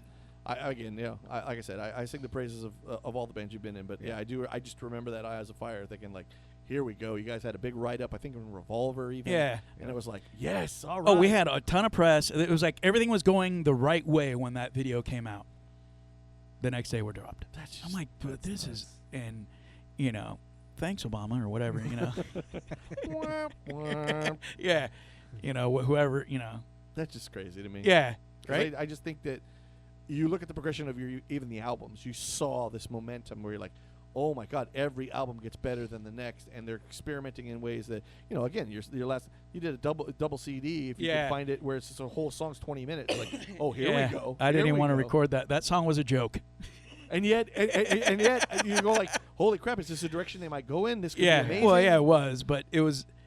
I think I told this story last time we were here. Yeah, That song yeah. was a joke. It was. Yeah. I was pissed off. We had a 20-minute set. Well, we can't play 2 songs, so let's just write a 20-minute long song and piss everybody off. And next thing you know, everybody's writing 20-minute long songs. Well, hey. But See? that's Thanks to me. That's kind of like how people that listen to music like yours and anybody else's, Yeah, we're kind of at the whim, you know, we're at your mercy also, because anything that you guys do creatively that we've been a fan of already previously, we're gonna hang on. Oh, yeah. You know, like we're gonna stick around and see what else happens next, right? Like, yeah, So if Destroy Judas were to say like, yeah, we're gonna put out a 5-hour song and it's only on our Bandcamp, then, you know, I'm sure you know, Yeah. Aaron will agree that like we'll be like, cool, Yeah. I can't wait to Yeah. hear it. You know, I'll call in sick, and here we go. Yeah, exactly. yeah. No, you know, I've, you know, I went and tell, oh, I've talked to this guy. He's totally interested in working with Destroy Judas, but I don't reach out to anybody. I'm like, any of you labels that say you're interested in working with Destroy Judas, reach out to Destroy Judas. Like, we're the worst at networking, and let us know. I'm gonna be honest. They are the worst at networking, but they deserve a lot more. You know, you guys have accomplished quite a lot. Yes. already. You know, That's 'cause it- nothing taken away. I hear people like vinyl for some reason still, Yeah. even though it costs $9,000 for a piece of vinyl. Yep. All And those CDs are making a comeback. yeah, that's what I like. I like that. I can get CDs. I'm with you. I have CDs of all our releases. We get those made ourselves. And anybody who want to do distro, let me know, and I'll throw a bunch your way. Well, again, a hugely talented band with a bunch of great guys, and I you know, your releases have been amazing. And again, this was, like I said, it was Eyes of Fire is no more, but they're what? Destroyed. Okay, I'll Yeah. check them out. Yeah. And boom, I was like, yep, this is okay. We're good. Yeah, You know? Destroy Juice was kind of going when Eyes of Fire was in its death throes. Okay. And we were more of a punk band back then. And then I don't know what happened. I don't know what Yeah, happened. definitely something happened Do because you think that was a conscious move on your part, or maybe like Nicky's to do something like this, like Destroy Judas now? I think this is what I've always been supposed to do. Yeah, You know? like the long form. Yeah. Kind of. And just, play a couple songs for a set. And people are like, why'd you only play one song? Because we only get so much time. I remember the time where was it? Someplace that like. this is a Fullerton. Oh right? yeah, it's that the one where they're like, we're gonna play 45 minutes, and even if you shut off the power, you're still getting 45 minutes. And they did. Yep. God knows they started turning on the lights, and it was like, what's going on Yeah, here? yeah. Destroy Yeah. Judas was like, we're still playing. Fuck Was you. that the It's the one that the dudes from Lit owned? yes. Yeah. Slide I Bar. hate that Slide place. bar. There it is. That place treated us like shit. Really? Every time we played there, they just treat us like Wow. shit. And I'm like, why did we play there 2 times? One time. And they had some really great shows there. Yeah. They really did, man. Yeah, and they Mammoth treated- Race twice there. Yeah. I mean, man. we played one with you guys one of those times. Yeah. With Lesser Key, Yeah, remember that? us, Oh, and then you guys. Are those guys even still around? I don't think they are. Okay. Yeah. The guitar player left his pedal board right where I was supposed to be playing. I'm like, do you want me to set my pedal board on top of your pedal? What the fuck, dude? You see how big this stage is. Right. and then you see how many guys are in this band, right? Yeah. Yeah. Nikki's drums alone, we're going to be out Didn't right they at the edge. turn off our power during that? Yeah, they did. Yeah. That's what I'm saying. They Like, started turning on the lights one by one, and then all the lights went down, and then slowly turning you down until you finally went off. And my favorite was the very next day. Destroy Judas plays this many minutes. We will Yeah. always play this many minutes. If you book us, we play this many minutes. If you don't have this many minutes, do not book us. Yeah. And I just thought, that's why I love Dan. Tell him. Like, this is, Like what would have happened? Like, Yeah. so what? Let him finish. What? yeah. Like, people would be like, TikTok, guys, let's go And I here." don't think anybody was there for Lesser Key. Again, no, again. nobody was there. Yeah. Nobody was there for Lesser Key. people were there for you guys. People were hardly there for us, you know. So like, I'm gonna, I mean, we were hardly there for us. Well, you my own figure band, Fullerton you know? especially was it usually pulled local people who Yeah. knew the bands that the local bands that they were there to see. I Yeah. certainly did. I mean, that's down the street from my house, so for me it was always wonderful. Yeah. because I didn't have to drive. and their that shows far. were usually free, Yes, which was free, that was the yeah. coolest thing about it. Yes. The shows are free. Yes. Yeah. So we're not asking for money. No. Just give us 45 minutes. Right. Yeah. That's it. Yeah. Right. Yeah, I mean, and we're up and we're down. We tear down quick. We're not one of those bands that stands around and socializes while we're tearing down. Yes. We get the hell off the Rapping stage. your which chord. I Yeah. will say the fellow from Lesser Key that was in Tool, Yeah. I guess he was also playing bass. Yeah. His bass rig, like something happened where it wasn't. Yeah, right? it broke down, and I think you were loaning him stuff. I or- loaned him my old Sunhead. Yeah. And as they're still setting up, he's trying to tell me, like, he's trying to convince me to sell it to him. And I'm like, dude, I'll loan it to you for tonight, but that's mine. Yeah. You're Mr. Popular here. You're Mr. X Tool. Yeah. It cost me a long time and a lot of money to get that You're head. wheeling and dealing on the Yeah, stage. man. I'm like, I'm sorry, dude. Tell you what, I'll take this baby off your hands for about a 150. What do you say? Yeah. A spot Oh, 50. man. Yeah, and I was Some like, of the crap we've been through, dude, man. it was hilarious, dude. I went home that night and I'm like, my bass head could have been on the next Lesser Key recording. Yeah. Like, Amy, the old bass player from Tool wanted to buy my bass head. Yeah. Yeah, she's like, and He was on D-Plate and Tool. yeah, yeah. Yeah, that was a weird one for sure. So rad. So did which I'm sure it was Eyes of Fire that toured a lot more heavily, Yeah, right? yeah. As far we did a ton of, we toured with like Danzig and Apocalyptica. That Nice. was Oh, hell yeah, fun. that That was cool. great, man. Those dudes are the coolest motherfuckers. And then we toured.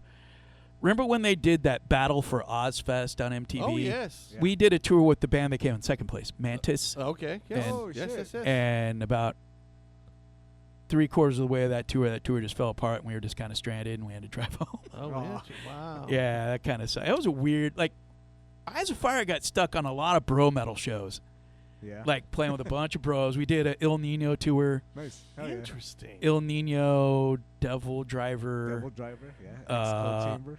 yeah, and Bleed the Sky. Okay. Remember them? They were like a local band, Yeah. and yeah, that tour really let me know nobody is our friend. Mm. Nobody will be your friend Yeah. on tour. Wow. And I'm like, all right, gotcha. How many tours do you think you did with Eyes of Fire? 5 or 6? Like Oh, wow. national? Yeah, we toured with this band Losa from Dallas, or yeah, I think they were from Dallas, Texas. They had one album out on Metal Blade. It's fucking amazing. It's a bunch of songs, but they all flow to each other in one to another. It's amazing. If you can find it, this band's Losa, Losa. Okay. Really amazing. They're super fucking nice guys, and it was a total kind of sort of DIY tour. Yeah. Like we booked a lot of the shows ourselves, and any days we couldn't get, we had a booking agent hook us up with. We did 2 shows with Overkill, nice. which I hate Overkill. Not I nice. yeah, no, we got screwed over, and 3 shows with Prong. Prong was on 2 of those Overkill shows, and then there was a show in Rochester, New York, somewhere up northern New York, where we played with him. And Tommy Victor is a top-notch human being. Oh, no. Yeah. Good to And hear. some shit went down at the second Overkill show where Eyes of Fire got fucked by Overkill. Damn. And basically we had a 10-minute set. Oh. We didn't know our set was going to be 10 minutes because the opening band played 40 minutes, the local band. We figured at least we could get a half hour, right? Holy shit. And Prong, Tommy, this is after we did the Danzig tour, and Tommy Victor was Danzig's guitar player Right. on that tour. So Tommy, and I see him yelling at the guys and Overkill, telling them to let us keep playing and all that kind of shit. And, you know, needless to say, our set got cut really fucking short. Me being me, flipped out on stage. And then a few days later, we're in Rochester, New York, and we're on a bill with Prong. And right before we play, Tommy goes up on stage. He's like, these guys got screwed over. Da, da, da. I want these guys to play every single fucking song they know. That's Fuck cool. yeah. That's cool. Like we didn't practice every single song we know, so we didn't play everyone, but we just played a little bit longer than we usually would. Nice. And you know, Tommy, like because can love or hate Prong. I don't fucking care. Tommy, top-notch fucking human being, man. Good to hear. See, man. that's cool that, like, I know you've had experience with, some maybe different tiered musicians, right? Yeah. It's always cool to hear that you get cool experiences out of it Yeah. from time to time, because so many times you've heard that people get burnt or fucked over with. Yeah. So, yeah, it's cool that Tommy Prom. Tom, I'll have his back till the day I die. In That's a cool. world of Bobby Blitzers, be a Tommy Prong. Tommy Prong, yeah. Exactly. Yeah. Exactly. Wow, that's a shame to hear. Yeah. And I think it's because the first time we played with Overkill, we were on. We were fucking good. Like, I rarely ever say my band has a killer show. Hey. I don't know what maybe it was all the cigarette, because it was when you could still smoke in it was in North Carolina, in Raleigh, Durham area. Oh, God. So everybody's smoking inside this bar, I pub, assume they whatever just it is. Give it to him when you Yeah, actually into the state. right. So it must have been all the cigarette smoke that I made it gotcha. sound amazing. All right. And we ripped it up. And then the next night was we were in West Virginia somewhere, some fucking legendary club, and 10-minute set. It just even that's kind of a strange pairing, you and Overkill. But I love the idea that you did it nonetheless. Well, yeah, it was because there was a couple days open, and we had a booking agent. He's like, "Okay, here, I'll get you these shows." Okay. I'm like, "Okay, cool," and that's what it was. Most of the tour we booked ourselves. I got you. Okay, just one of those ones where you go, wow, it's an interesting pairing. But I'd prefer a show that does that more than it's 3 fucking thrash bands back to back to back to back. Yeah, and maybe that's what it was. We weren't thrash, and Overkill just couldn't handle it. I would be surprised of some of the overlap, unless you're, in my opinion, you're open to good music. Like, I don't know why you wouldn't like you guys, but it definitely, if you went for Overkill. And you guys begun, I could see where you go, oh, what's this? And I never had an opinion on Overkill, like, as a band, like, oh, whatever, they're, thrash band, whatever. But that night, oh, yeah, I could see where that would sour anyone. Sure. That night they gave you an opinion? Yeah, that night they made me have an opinion. Sure. And that's how it's always going to be. And I know Zal knows a guy who was drumming for him for a while, and I'm like, I don't care.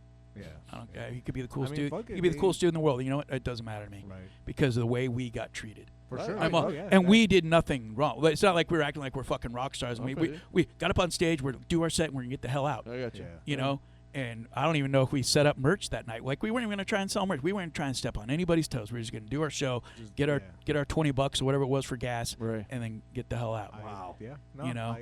I can certainly sympathize with And that type of that's positioning, what happened. yeah. I'm like, dude, like, so any of you big bands listening, don't do that shit. It's so, I remember reading an article, and again, I think it was like Slipknot and Lamb of God were going on tour together. And I remember like Slipknot talking about, oh, yeah, it's hard as an opening band because sometimes the bigger band, they make sure your sound is way lower so you don't sound as big. And it makes them sound even louder. Yeah. And they're like, when we go out, we don't do that shit. And then 2 years later, I read an article where Lamb of God is like, yeah, Slipknot fucked us. They turned our sound down. And it's like, why? Why are you you make the whole show better. Why? I don't understand, dude. And it just, it's so pathetic. There's a documentary on, I think it's on Amazon there, talk about like the working musician. Yeah. And you see the one where it's a dude from Filter, and he's talking about how he got treated like shit in Nine Inch Nails. Yeah. And now he has Filter, and he treats everybody else like shit. I'm like, Yeah. you didn't like it when you were in Nine Inch Nails, Thank you. but here you are doing it to the I'm like, Thank you. what a fucking cunt. Yeah, I don't. Yeah. You know? Yeah. Again, I'm like, what? I mean that in general with people, but yes, especially in a band where it's like you said, like we gotta be stuck in this band together. Like, Yeah, you we're doing hated this it when it thing. was happening to Right. you. Why do it to others? Why do it to, I mean, You think you'd walk away going, I know there's one thing I definitely won't be doing to people. Yeah. And it's that. Yeah. but Yeah. Well, and then again, it goes to the whole experience in general. Like I'm sure that probably happened to Overkill. So why are you doing it to anyone else?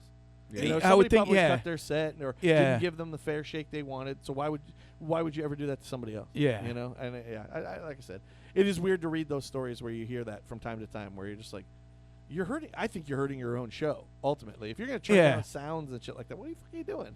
That's why I always loved, at least, certainly out loud, Ozzy would always say, like, I don't give a fuck. If you're opening for me, it's all you, baby. Go for Yeah. it. Because he would always say, because someday I might be coming down and I might be opening for you, But the whole thing, like, if you're worried about a band sounding better than you, play better. Play better. Hands down, yes. Yeah. Yes. That's all there is to it. If this band's going to blow you off the stage, guess what? Yeah. You better bring your fucking A game. Yeah, bring your A game, man. Or maybe you shouldn't be. You should start opening for them. Yeah. Like, there's been tons of shows Destroy Judas has played, and I've watched this band before, so I'm just like, fuck. And I'm just like, God damn it. We had to go on after that? Yeah. For sure. You know? But let that be Like, motivation, though, Yeah, too, right? but I'm like, I better not fuck up tonight. Yeah, I mean, because that type of like getting complacent like that, Yeah. it shows, especially on stage. Mhm. Like when you're just kind Yeah. of going through the motions and it's like, this again, and you know. And I get when you're on tour, like most bands, they just have a set. Sure. Like I was smart enough to do. We're gonna do 2 sets. We have 2 sets, Yeah. and we just alternate. Or like, what do we feel like? Do we want this or Nice, that set? okay. This or that. Right. So we're not burning ourselves out, but you're still going through the motions. It's just these 2 sets. Yeah. Right. But at the same time, you're gonna get them down. But by the end of the tour, you should be so tight and so, Yep. you know, at least a week into it, where you're just knocking it out of the park every night. Right. Sure. And this is just what you do. And if there's a band better than you, then all right, I'm gonna Dial it up a notch. we'll learn from that and get better. Yeah. That's yeah. when Dan takes the shirt off and brings Yep. everybody to the gun show. That's right. Illegal guns being sold. The old ace of spades and the jack of clubs. You know. You mentioned that Eyes on Fire had some difficult tours aside from what you just said, but like, what was the most kind of tolling on the band? The El Nino tour. Never mind that we definitely didn't fit in with the bro metal bands. Yeah. Wow. Like El Nino, for the most part, were nice. The drummer's very business and made sure we only had 2 shirt designs.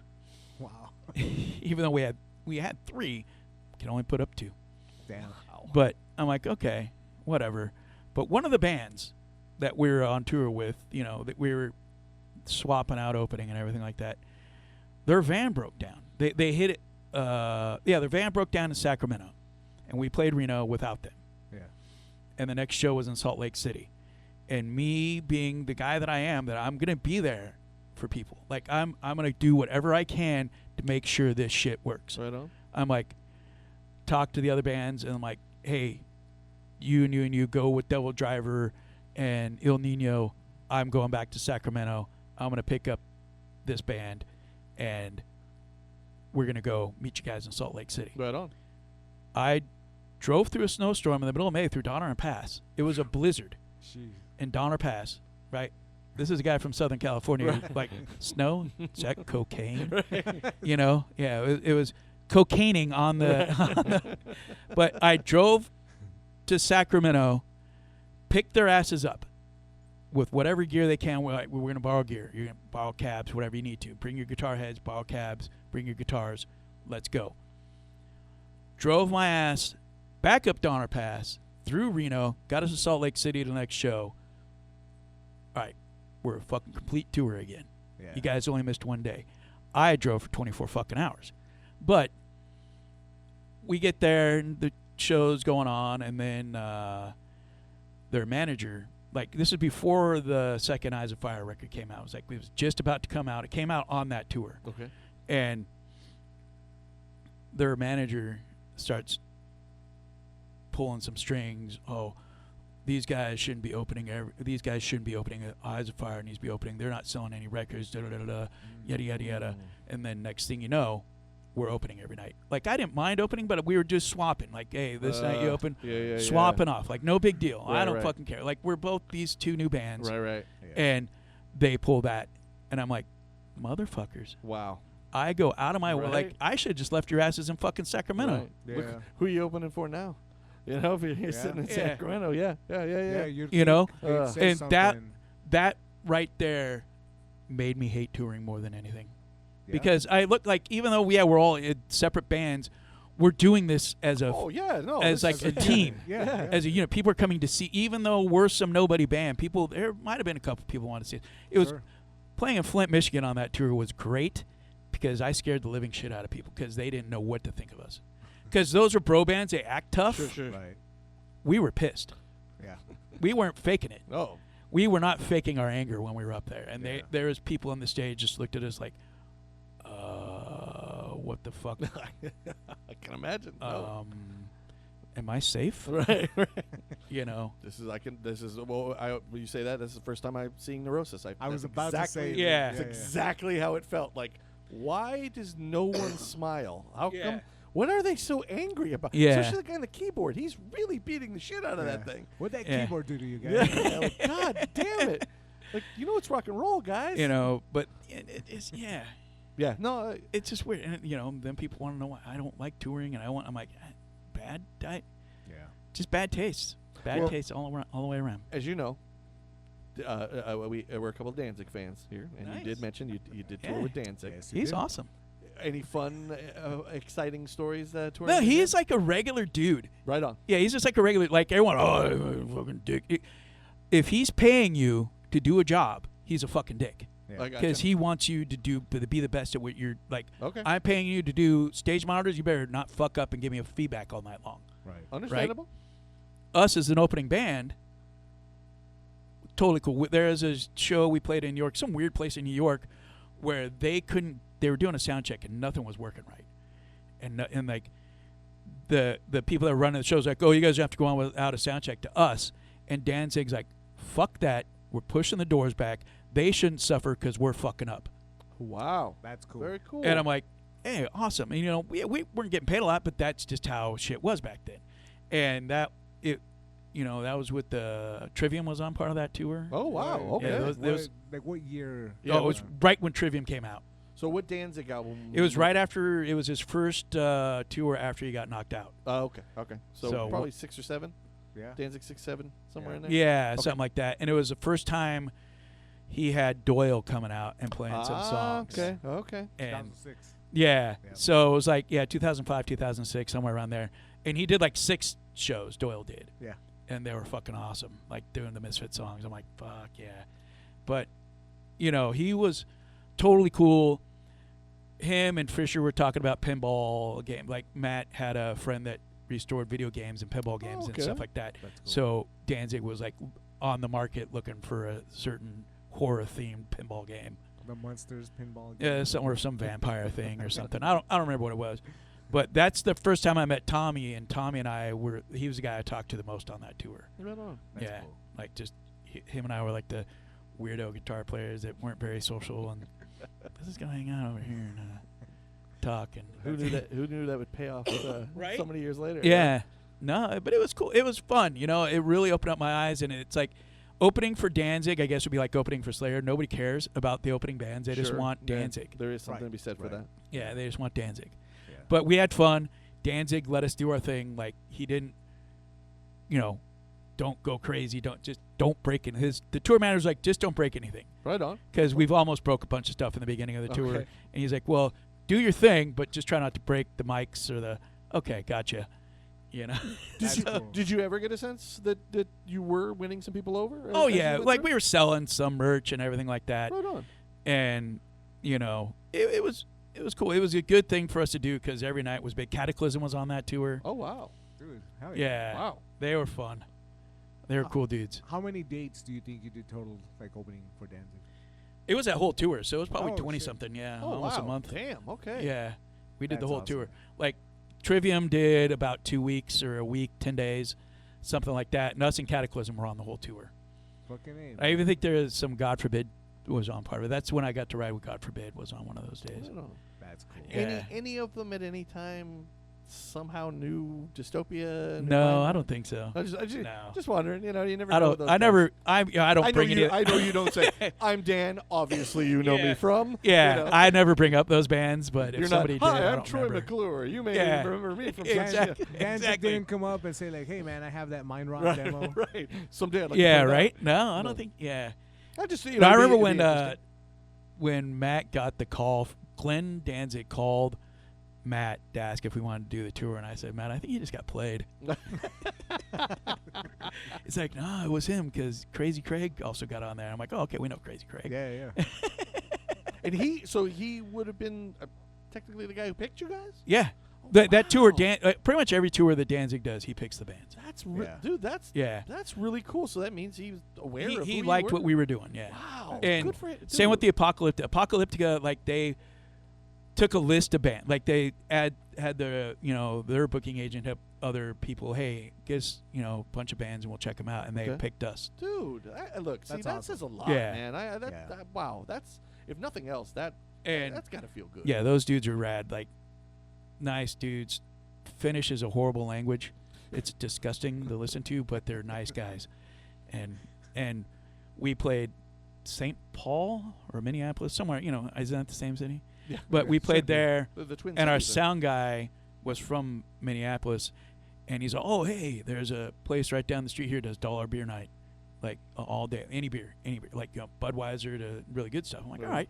So we go over there with a couple bucks, and one of the dudes from Apocalyptic came over and he's like, "Hey, I just put $100 down for you guys." Nice. Well, And that's he's cool. totally he's a sober, like recovering alcoholic guy. He's on, here you go, 100. I'm like, all right, you realize there's only me and one other dude sitting here, right?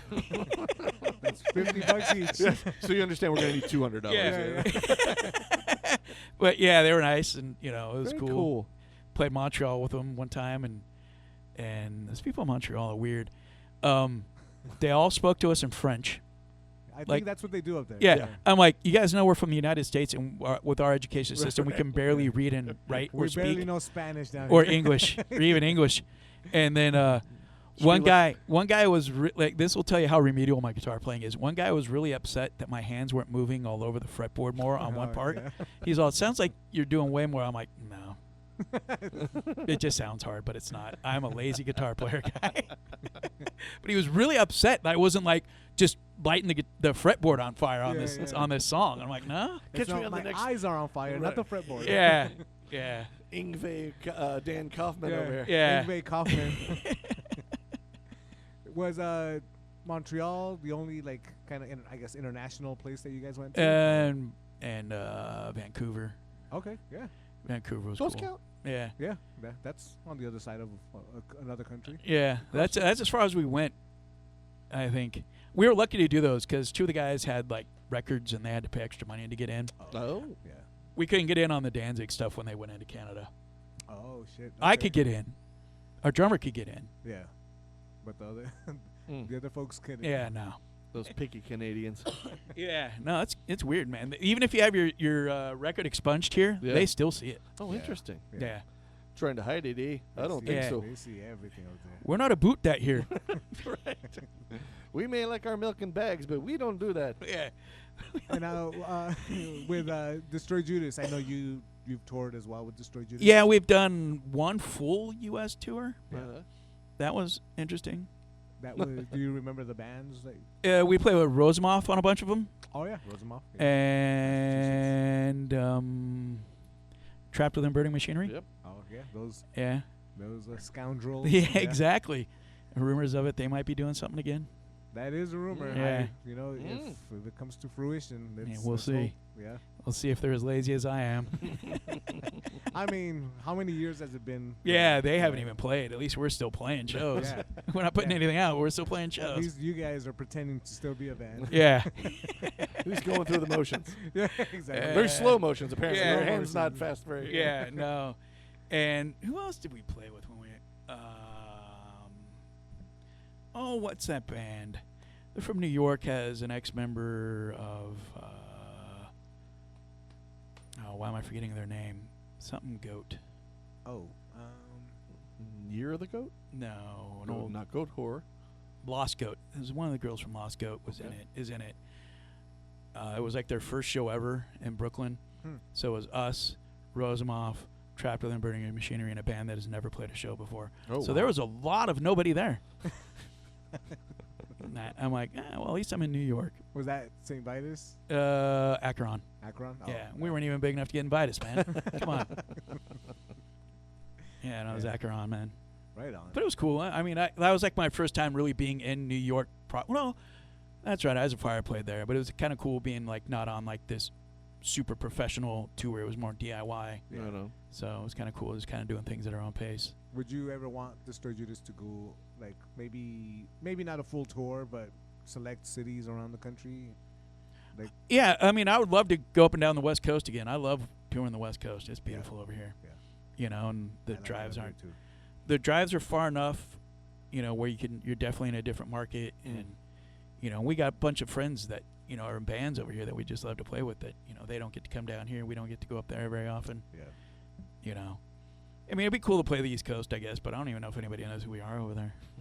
I mean, the only way to get them to know you is to go out there, right? Yeah. That's so far. It is very far. Did you It see is gas? Gas is $6 a gallon. Dude, buddy. that's shit. what this guy was telling me. I was like, God damn. Yeah. Yeah.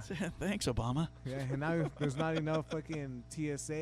Airplanes aren't taking Yeah. off. And I don't even want to know what plane tickets are. Like, if Masters Ashes actually does play, I don't know if I'm going to be able to afford to fly out. it's going to be in Via your- satellite. Yeah. Dan Kaufman on Yeah. guitar. We got Dan Kaufman hologram.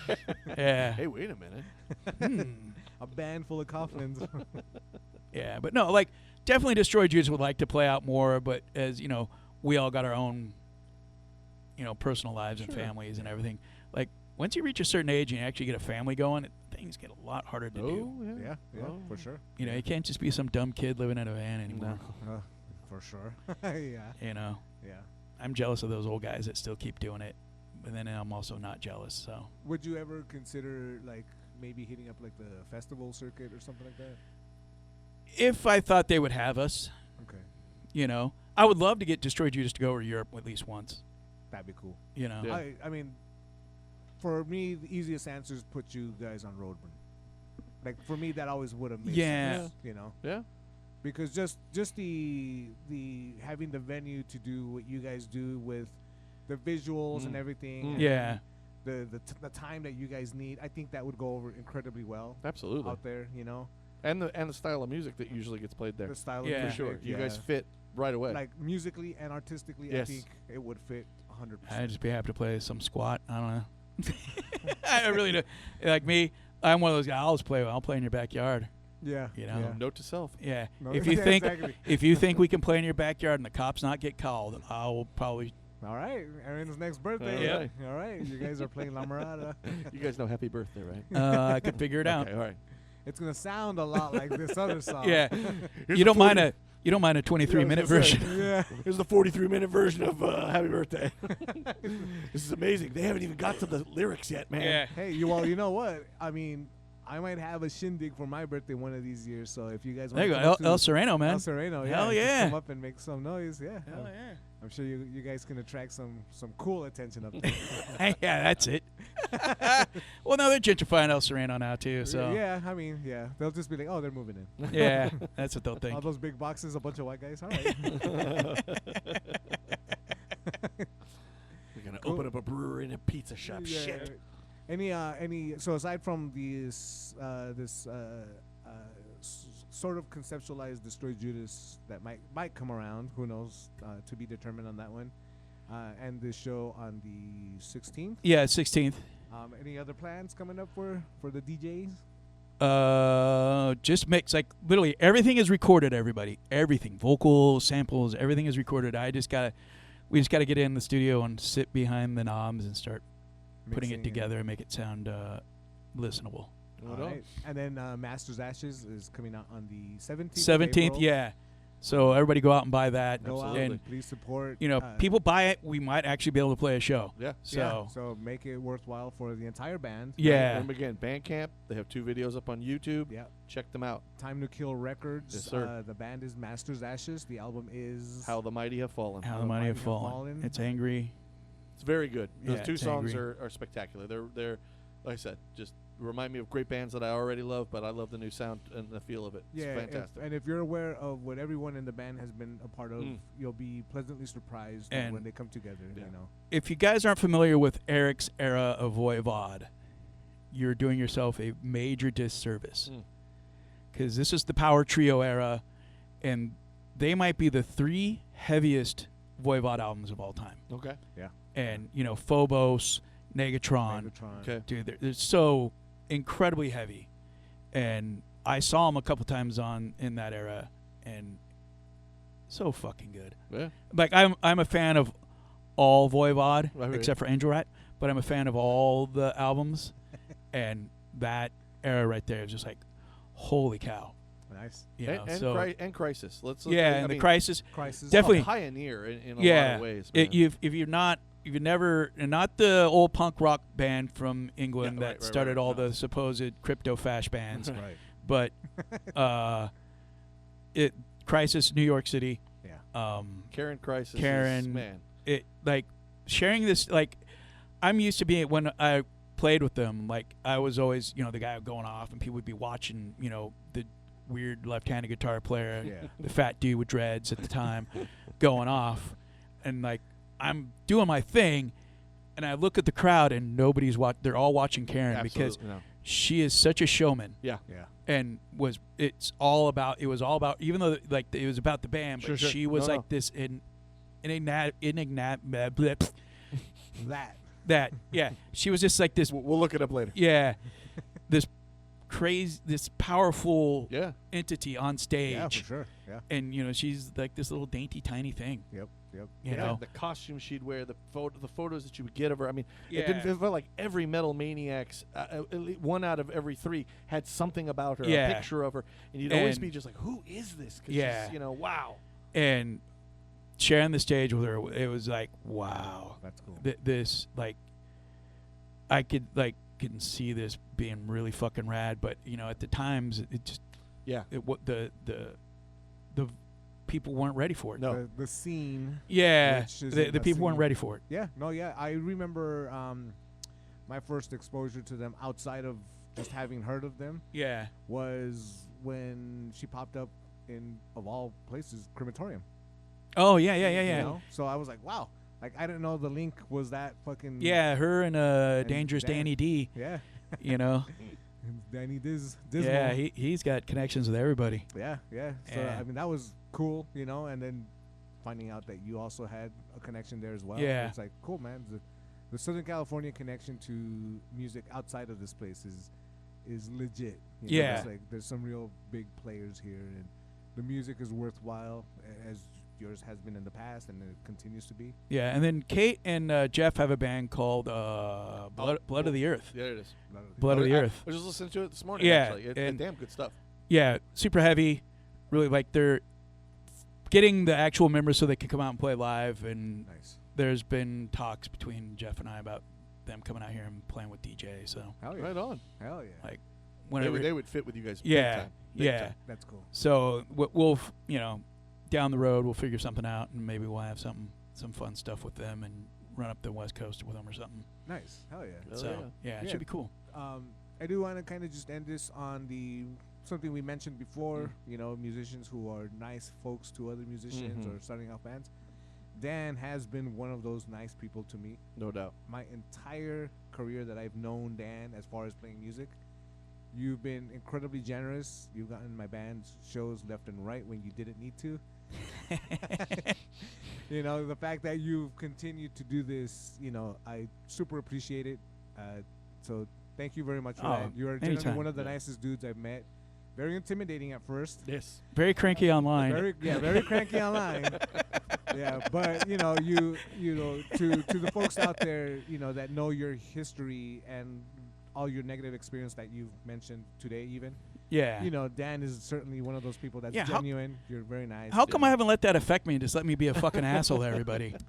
I don't know, man. I think that Long Beach air Yeah. kind of That's what it. Yeah, tempers you. it does. Like you got the crankiness of living in Long Beach. Yeah. But then you've got the nice fucking breeze coming in and Well, it's not very. It gets hot as fuck there. Oh, Okay. I know. Yeah. Like the Southern California, let's be honest. I mean, Yeah. No. it's hard to stay angry. out It's here. all That is and true. Jawan's and them have talked Yes. because they're from New York City, Right, right. Yeah, and New yeah. York City is like on this. It's Yeah. if you've never been there, if you're from like L.A., Yeah. imagine 10 L.A.s on top of each Oh, other. yes. Right. That is New York City. Great. Yeah. Great. Yes. And my wife is a New yeah, Yorker. yeah, She she knows the yeah, difference. Yeah. and it's just a whole different vibe and Absolutely. energy. Yep. And when they came out here, they were just like, wow, this.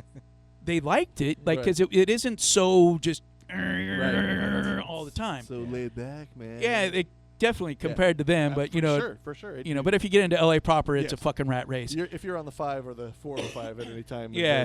then you go, oh yeah, now I'm angry. But Long Beach has always been its own thing. For sure. Like it's always been its own little weird. It's this little weird, like, verb in there. Yeah, we've had War. That band War came from Long Yeah, Beach. yeah. Like Yeah. tons of bands have come from Oh, Long Beach. absolutely. No, Yeah. it's Besides Snoop Dogg. Yeah. Long a lot Beach of Dub All Stars. Anybody? Yeah, Sublime. just to name a few. Yeah, but it's definitely different. And then you get to Orange County, it's even a Yeah. different vibe there. That's crazy. Sure. right Yeah, and they were like, after they were got out of Hollywood, they all moved to Orange County, and was like, oh, okay, I get it now. Yeah.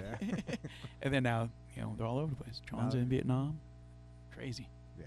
So, Dan, what have you been listening to? What have I been listening to? Good thing I got my phone with me. Hey, did you check out? I sent you something the other day. Yes. Did that you was check that awesome. out? That was awesome. Yeah, that was pretty rad stuff. I forgot the name, but that was really awesome. It was hold like on. Mountain something. No, well, Or that might be just the name of the band camp. hold on here. Let me find the stuff I've been listening No to. problem. No problem. What did I send you? I sent you that. It's that jazz thing that I sent you to. Yeah. Here we go. The Cosmic Tone. What are they? The Cosmic Tones Research Trio. Yeah. That was Wow. cool as hell. Yeah. Yeah, it's jazz adjacent, Okay. I would say, and very, very. It's cool as fuck if you like jazz. Right on. And then I pulled the trigger on that New Age Doom with HR. Have you Oh, heard yeah. that? Yeah. Oh, so good. Like HR from Bad Brains. Bad Brains, okay. Yeah. Okay. And it's incredible. Like Right on. fucking Canadians, right? Yep. The band's Canadian, and then apparently they have another. They do albums with like people they shouldn't be doing, like, because they're.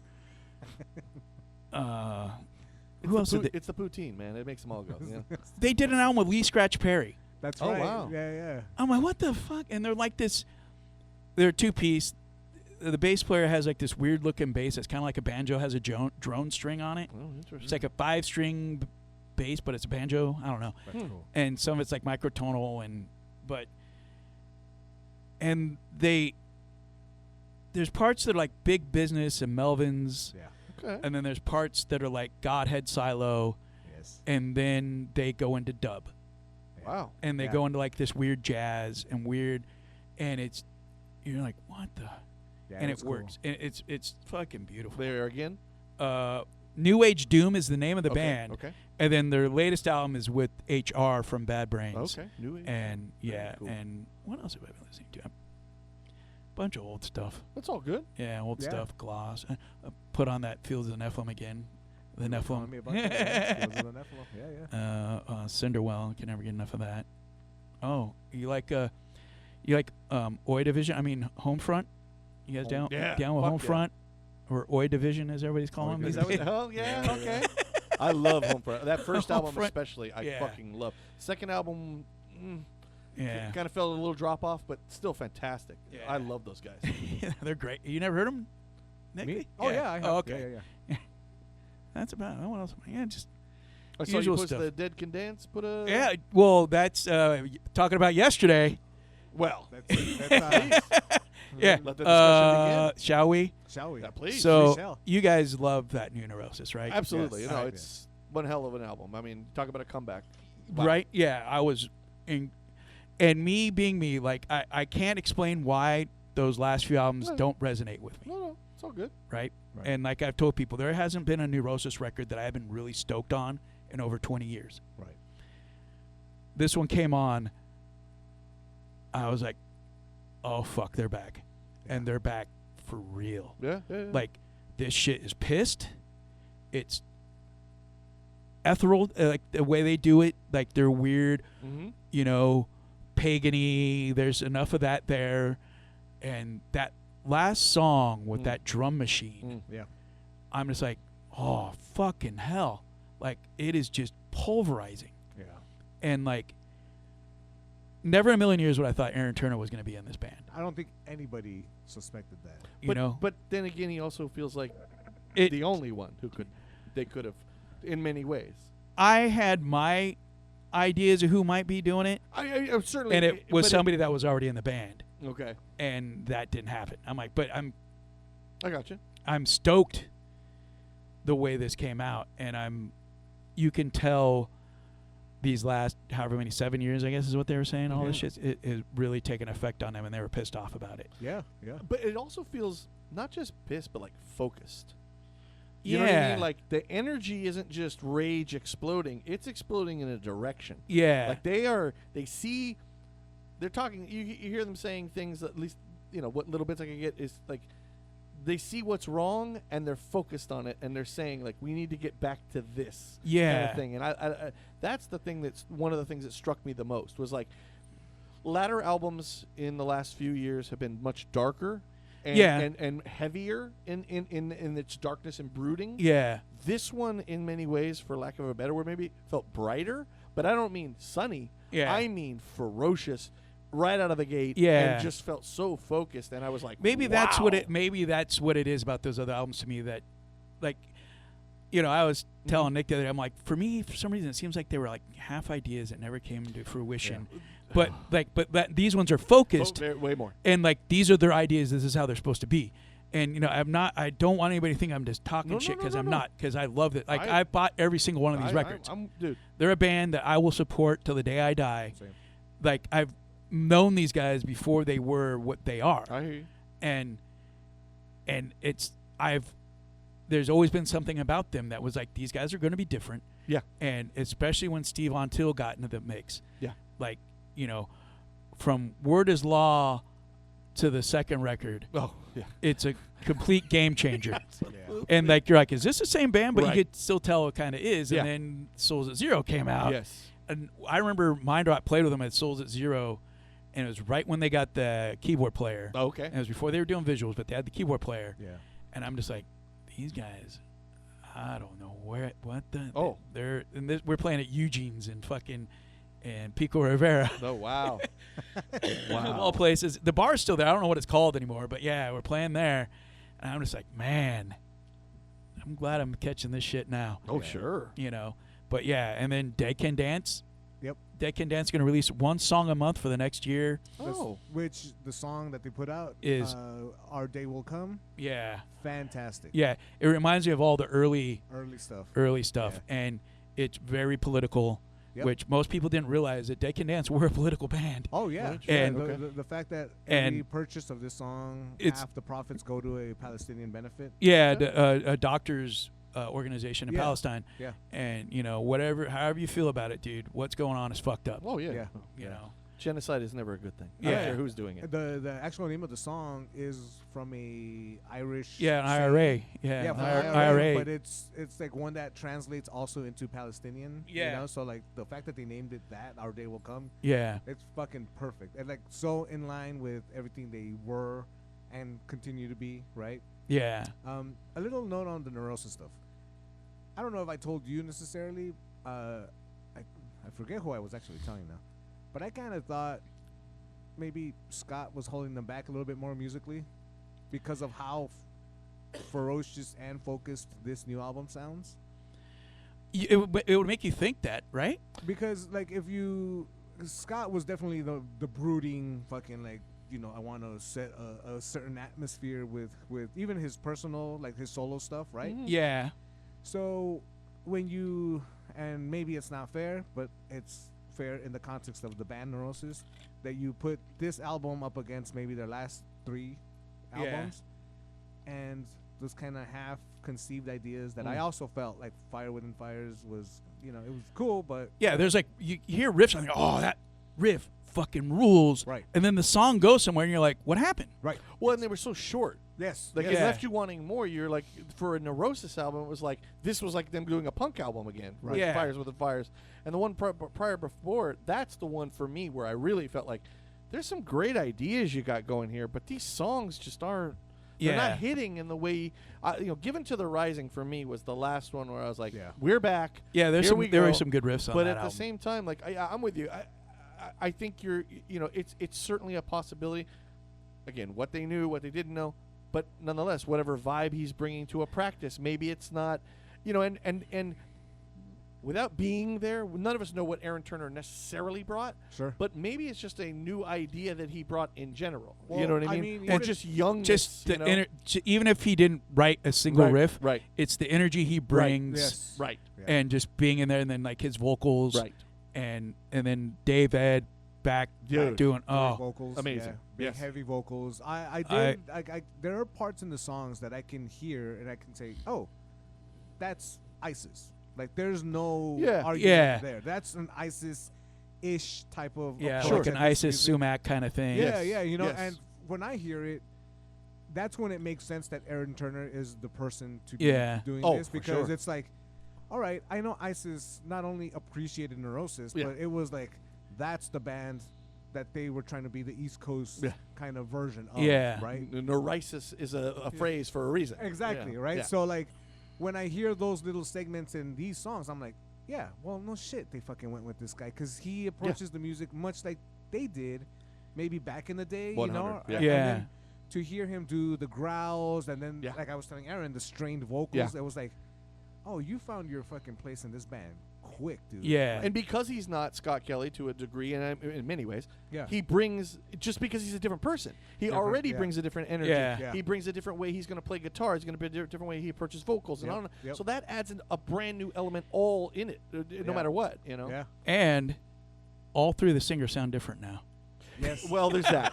There is Like that. Scott no and Steve, doubt. I couldn't tell them apart. There would be That's many what times, yeah, you're like, I really, I have People no tell idea. us saying that, But I'm like, oh, now I know. Like, I knew when Dave was singing. 'Cause Sure. To me, Dave Ed's the best vocalist in the band. Well, he adds just that other spice that And when it you was know, eliminated. I'm a sucker for that kind of like Yeah. hardcore, almost growl. Yeah. yeah. You know, like Tragedy, like their bass player kind of does the same thing. Yep, I'm yep. like, I love that dude's vocals. Right. Yeah. You know, but it's like, yeah, there's something about it. Like it's heavy and deep and angry, but you can understand every single word. Right. And like in, you know, yeah, it's such. I think the I'm happy. the I'm one really thing happy for them. I kind of pushed back on was just funny how many people I hear him go, oh man, obviously this is like, man, Aaron Turner this and Aaron Turner. Like, listen, he's super talented, and I'm not a big ISIS, but he's got other bands that I very much love Yeah. that he has done. But it's also like the guys in Neurosis weren't like frozen in carbonite in the last 10 Right, years. yeah. Yeah. If you listen to their solo stuff, like look at the ambient stuff that Steve is adding to his acoustic stuff.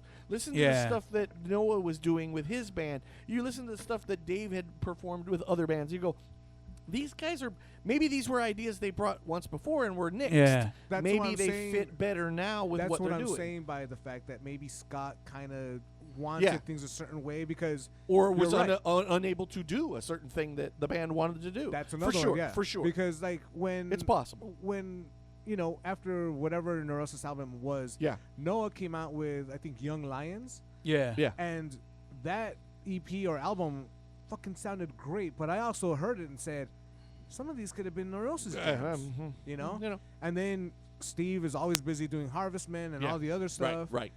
David went on and worked on Crowless. Yep. Right. And Yeah. then fucking, of course, Jason does Sleep. Yeah. Which kind of hard to expand on that. I but he's I always was doing- shocked Jason's still doing this because didn't he sell all his drums? That was I- a weird one. Well, I think he Yeah. posted that he did, and people freaked out, and then he did kind of go, "I'm not. This isn't all of them. I'm not." Oh, like, okay. No, yeah, no. Okay. I don't follow anybody in the band, so And I follow him mainly because I saw people talking about it. I was like, I didn't even know he was on Instagram. Yeah. So immediately I went to find it. He's got, like, a and I, secret and I Instagram, think yeah. as it progressed, it was like, no, calm down. I'm just trying to make room. I'm trying to get rid of some Yeah. shit. Oh. You know, because people were thinking. I think he was his original post. He was just angry he got let go from Sleep. I think that yes. Yeah, there was because some, that yes. first post did seem a little like, Yes. oh And- boy, yes. this guy's giving it all up. Like, And, this and, guy's I, Yeah. and I think that was a momentary thing. After a while, I think the dust settled and we found out. Okay, I got it. Okay, yeah, and like, but I'm stoked. And what's Yeah. the other one that Noah's in? He just like 2 years ago. He just Oh, Spanner. No, Tension Span. Tension Span. Tension Span. What Attention Mouse? span. Yes. Yeah. Mouse is in that. Jeff, who was in Asunder. Oh, okay. He- Shit, he- I did not. Jeff, okay. according to Mouse, Jeff is the mastermind behind this band. He comes up Okay. with all. And if you ever get a chance to see Tension Span, they don't play very often because they're old dudes, got a bunch of shit to go. Sure. You know, besides Noah being in that and Neurosis, he also does Steel Pull Bathtub. That's the actual shirt I'm wearing, guys. gotcha. Not Oh, Five Finger nice. Death Patch. He changed shirts, everyone. Exactly. But he does their samples for them, Yeah. which back in the day used to be an old-timey cassette deck that the guitar player would just hit play on, and then it would go. But he does that. He has him and I don't know if it's a guitar player or the bass player from Steel Pull Bathtub. They have some weird tape loop soundscape thing that they do. Very cool. And, yeah, Noah's super busy. But they're all. It's all to and say. they're Violent all- Coercion for Dave, which was the band before Neurosis, Okay. which was him, Jason, and Scott, Yep. had Violent Coercion. Ah. And now it's just him with a bunch of old heads from the Bay Area. And they're the first Tension Span show was with Violent Coercion. And they're fucking where I heard that. ruled. Okay. They rule. Yeah, I mean, Rule. they're all talented dudes. Yeah. That's the thing. I think it's just the funny part where it's just like, there's no doubt bringing in new blood has changed certain Yeah. things. Sure. How would it not? Like, if you brought a new member to Destroy Judas, chances are it would change certain Yeah, things. there'll be definitely. But something it's new. also to remember, the core of this group is still very much together. Very and much they've so. always been super creative, even outside of Neurosis. Yeah. So how much is that is permeating back into this new record that Yep. you're right. In Yep. some ways maybe was held back because of certain members. I mean, the reality is we'll never know. They're not Yeah. exactly, We won't, but they're, like- they're not an open book The, when the it comes only to thing this I stuff. know about when they weren't touring, Mhm. no one ever heard from Scott. That's it. That's also something I've heard. yeah. Yeah, no one. And No, they would try and get it's- hold of him. He would never respond. That's it's Like the just some of the people I know that know things that, Mhm. and they said, yeah, Scott never talked to anybody. Mm. Yeah. And definitely be what it is. What he did is wrong, but the Yeah. guy has mental health issues. Yes, he does. Oh, of course. For sure. And Yeah. I'm not. That's not. No, not an excuse. Not I get not washing over what No, happened. no, Not at all. no. Yeah, yeah. But in order to do things like that, there's other things wrong. No doubt. Yep. Yeah. And I think the other part, and I think we all agree, I'm happy for the band because I don't Yeah. think they wanted to end it. No, well, God, I don't think I have to think. Nobody wanted it to end that way, Right. especially the momentum they were really on when you see that they were finally being recognized for who they were and Yeah, on and on and yeah. on to end in that way. And I think there's a part of them, and you guys are the musicians here, that maybe felt a little like, I want to prove to everybody we still fucking got it.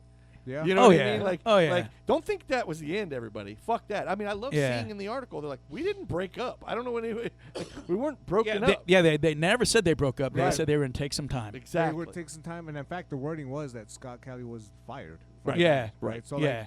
so you're right. Like, this is a better way, I think, of.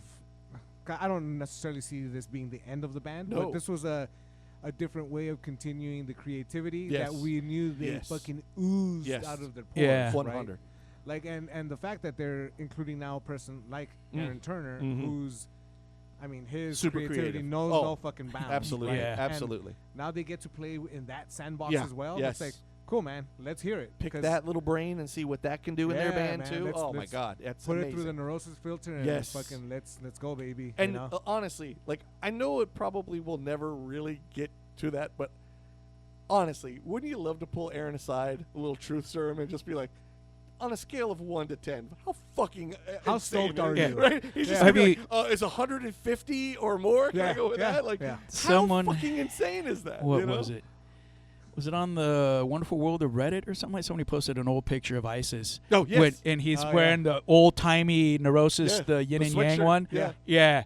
And like, oh, look at him now. Well, and he was like super young back the, then the too. old man Gloom guys. Yeah. They reposted it and said, "Dress for the job you want in 20 That's years." right. Congratulations, Aaron. Yeah, And that's the other thing that's beautiful to see. I saw the guys in Dialect, the guys at Old Man Gloom, a bunch of people Yeah. also going, "Congratulations to Aaron," because they understand, like, Jesus H, dude, you're playing for your all-time favorite band, and by all accounts, not like a hired gun. No, you're in the Yeah. band, bro. You're like the dude. Yeah, like, that's hey, you. tell us what you want to play. Right. Here, I want to hear Right. that. Let's Yeah. work around. Like, that's got to be mind blowing. I would be Yeah. very interested to hear interpretations of older songs with him. Oh, Yeah, for I'm wondering. sure. Like now, I'm wondering that because like I listen to them, like, how do you know who's part and like if you do those older songs, Yeah. do you want him to just do his own take on it? Or do you want him to play it like how Scott played it?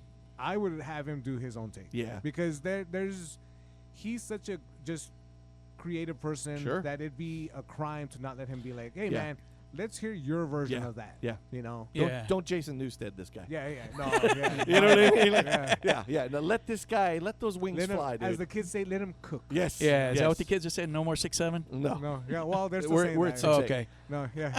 Well, 6'7" is being said by 6 and 7 year olds. Oh, well, that's my mentality. No, it's amazing. Also, how crazy of a surprise! Like, literally, all of us caught off guard. Oh, yeah. Like, I mean, and you see like the guy from Daymare putting up like, do you understand? For 2 years, I had to not tell anybody about Yeah, this. Like, yeah. it's the Right? hardest secret I have ever kept in my life. Yeah. Like, how do you know?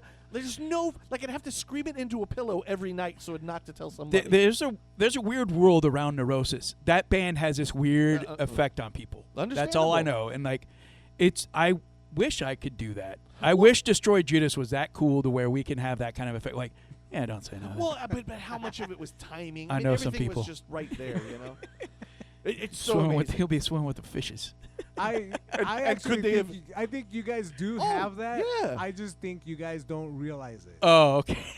I think you definitely could surprise people, but it's just We're gonna surprise people when that next record comes out. Trust me. it's called Finally. You know.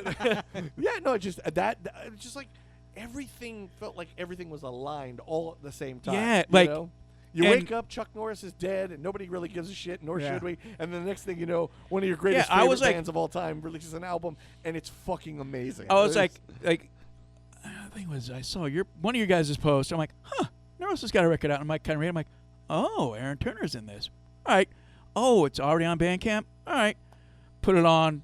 You got the intro. Right. About 2 minutes into the second song, I was almost crying. oh Yeah, dude, yeah. I'm like, they're back. yeah. they're back. Yeah. They I'm are. like, a band I thought was not just because of their last, the shit was got, no, like, no. not they were lost for me for a long I time. hear you. Right. I hear you. But I'm like, wow, they really came back. that And was me. That was me as I, well. I was like, I mean, I audibly, when I saw I went, holy fucking shit, out loud, like at work. Yeah. Like, am I, like, pinch me? Is this really happening? Am I really, Yeah. like, am I, like, I had to read it, like, 3 times, because first I got the email, because I subscribed to Narod. Yeah. So I got the email, I was like, and by the way, most Fridays is, we know music is hard. Yeah, You know, so there's I always thought, some- all right, and it's an advertisement, okay. Yeah. And it was like, I'm sorry, what? New I gotta Neurosis read this record. again. So I literally copied and pasted. I copied it and sent it to Nick because it was Yeah. the Yeah. first person. I don't know if Nick has woken up yet. I have to tell somebody. I gotta be honest. I woke up late. I had a late practice the night before, Thursday night. So waking up and then having my phone read to me from Aaron, my beloved Aaron, talk about my beloved band Neurosis having a new album. I was like, wait a minute, I'm not. like I'm not I'm ready still for this. I'm still sleeping, Right? right? Yeah, Like, I'm- I have to be. I'm still fucking trying to rub the The- sleepies and out of my eyes. For you know? me, the first thing I saw was the Dead Can Dance. I'm like, oh, fuck Oh, yeah, no, Dead Can yeah. Dance is back. I'm like, fuck yeah, Dead Can Dance. It's great. And like, we're gonna release. There's gonna be at least 12 new songs. You're gonna release one song a that month, was right? the second big announcement of the day. So I'm listening to that, and then I go back on Facebook for my morning doom scroll, and I see Aaron's post. I'm like, huh? Yeah, All right. Holy shit. yeah. Yeah. Yeah. That was quite the good news. It really was. Thank you, Neurosis. Yeah. Hey, yeah. And Yeah. whatever you Star, brought, Aaron, Star was fucking great to us oh, yesterday, yeah. man. No, it really. Yeah, Yeah. it was. I- So is that all you're listening to at the moment? Pretty much, I was listening to a bunch of old reggae on my way up here this morning. Right. You Oh, know, hell yeah. Ja Rastafari. You know, but He yeah, may not have the dreads, but he still Not lives. Yeah. anymore. I like- did get to see Dan with dreads a yeah, long time ago. I wish I could still rock that stuff, man. man. Getting old ain't for the weak. That's Never what I'll say tell never. you. I'll tell you that. Yeah, right. You can No, just- I finally pulled the trigger on that last Gloss EP. Right? You ever heard them? The Yeah, like, Okay. like I'm always slow at getting stuff. Well, You know. hey, there's no finish line. That's There- the beauty of Yeah, it.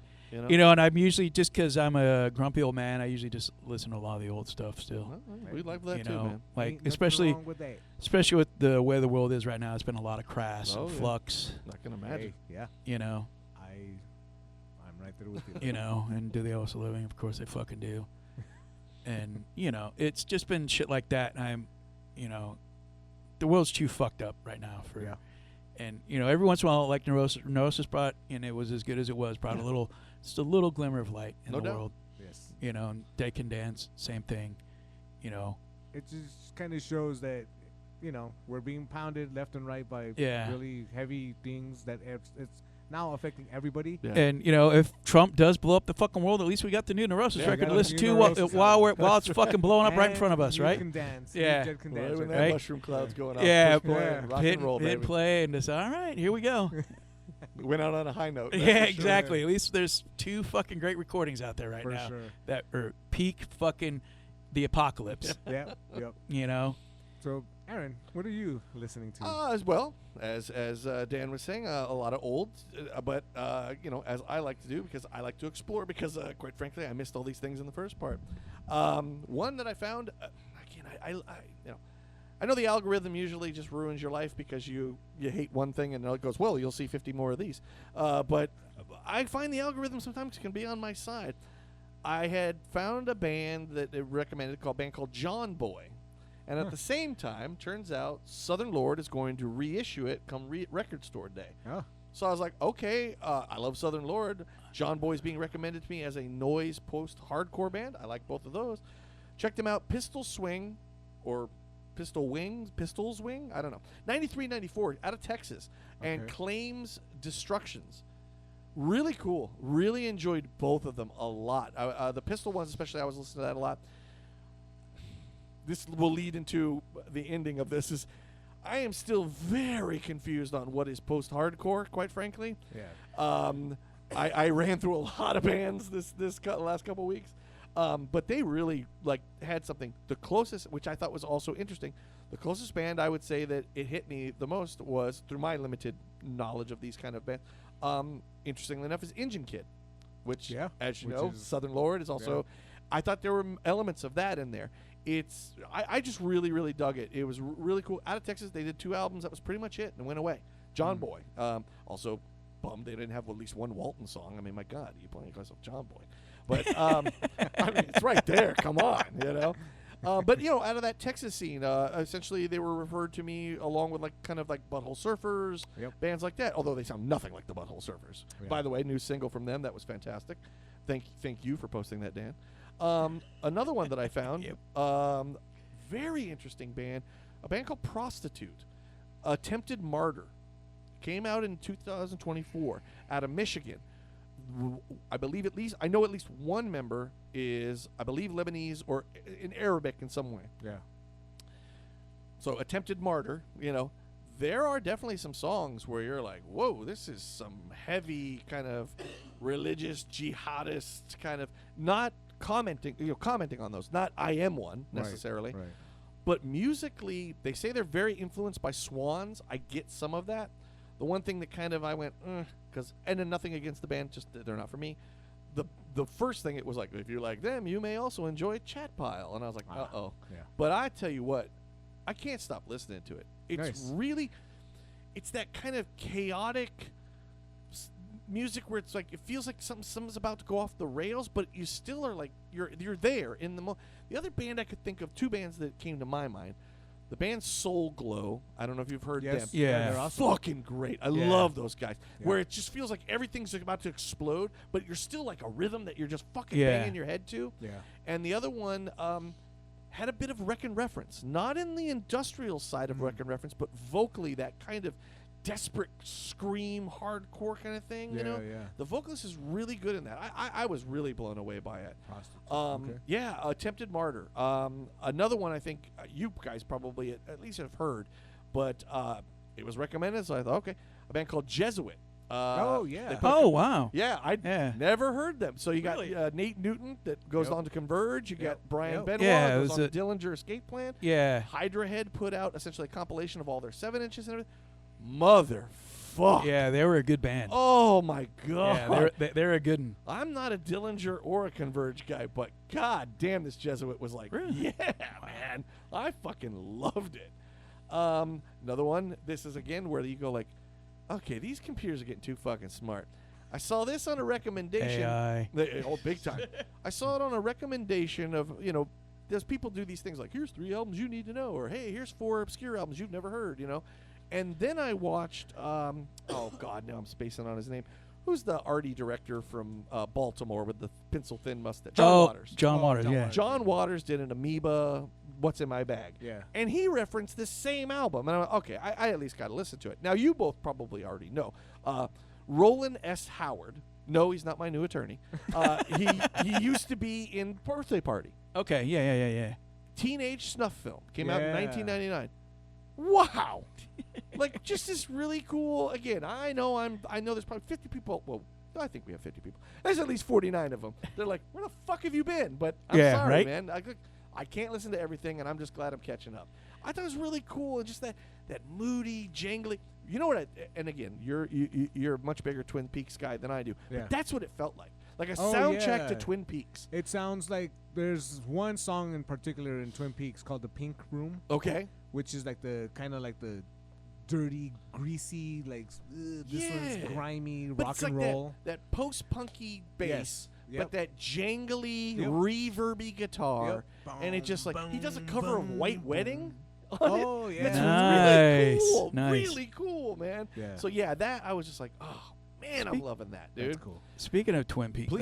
like Twin Peaks, and then also your guys' love of Danzig. Have you guys checked out Orange Hell? No. What have you done? Imagine, was that Julie Cruz? Was that who was doing? Julie Cruz. Yeah. Uh-huh. Imagine Julie Cruz doing Misfits covers. Orange Hell. Orange Hell. Okay. I would It love is- that. It is that. No, it's on Bandcamp. They might even have physical copies of it out, Okay. but you know me. I live on Bandcamp. No. Yeah. Hey. No And problem. It is Orange Hell. Orange Okay. Hell. I'm writing that Like down. you just talked about, like you Yeah. did the Twin Peaks thing. I'm like, oh, you guys might be into this, That's but cool. it This is why we have you on, Dan. It is, and the songs aren't longer than the original songs. Okay. They're still about 2 minutes each or whatever it is, but they they do angel fuck and Oh, they yeah. do stuff like that. But it's like angel fuck, Like with that dreamy. Ooh. yeah, Almost kind of like the Page Owl. yeah, Yeah. Yeah. That kind of vibe. Okay. yeah. And it's Dude, super that's- beautiful and ambient. And like if you don't tell anybody, like you go, hey, listen, right. check this out. Who are they covering? And they'll sit. And you probably couldn't get it, Wow. even though That's cool. the chord structures, everything is the same. Sure. Just airy, dreamy, ambient. That's awesome. I'm Oh, sold. yeah. I'm Definitely gonna sold. Orange I Hell, definitely- dude. Yeah. 'Cause Julie Cruz is one of my absolute. Yeah. I was gonna say, yeah, no. You know, and like I wish my taste in music wasn't so fucked up that an algorithm would recommend shit to me, because it never does. You know, Like- listen. I have said it before. Spotify has never, to this day, recommended me anything that I've ever liked, and more Yeah. importantly, half the time it recommends me. I go, yeah, I know I like it. I just fucking played it. Spotify. Yeah. It's Last FM. This is where I get almost all of them. And then once you start to find, don't get me wrong, like we always talk about, I wade through a ton of shit, and Yeah. I will get to that. Believe me. Yeah. But you dig for that gold. But Yeah. once you set up that little bit of an algorithm, I do find these people who play. So I will try to hook you up with one in particular that I think you'd really. It's a lot of interesting dub. It's a lot of interesting world music. It's a lot of interesting jazz, and they're always trying to find stuff that's especially outside of America. Yeah. So I will send you some stuff. Yeah. Like 'Cause- I'm always, hunting down that like I was on a North African kick Okay. for a while and like, eating that shit up No, for, and then like, it's going to recommend the same to somewhat big bands, Right. you know? Right.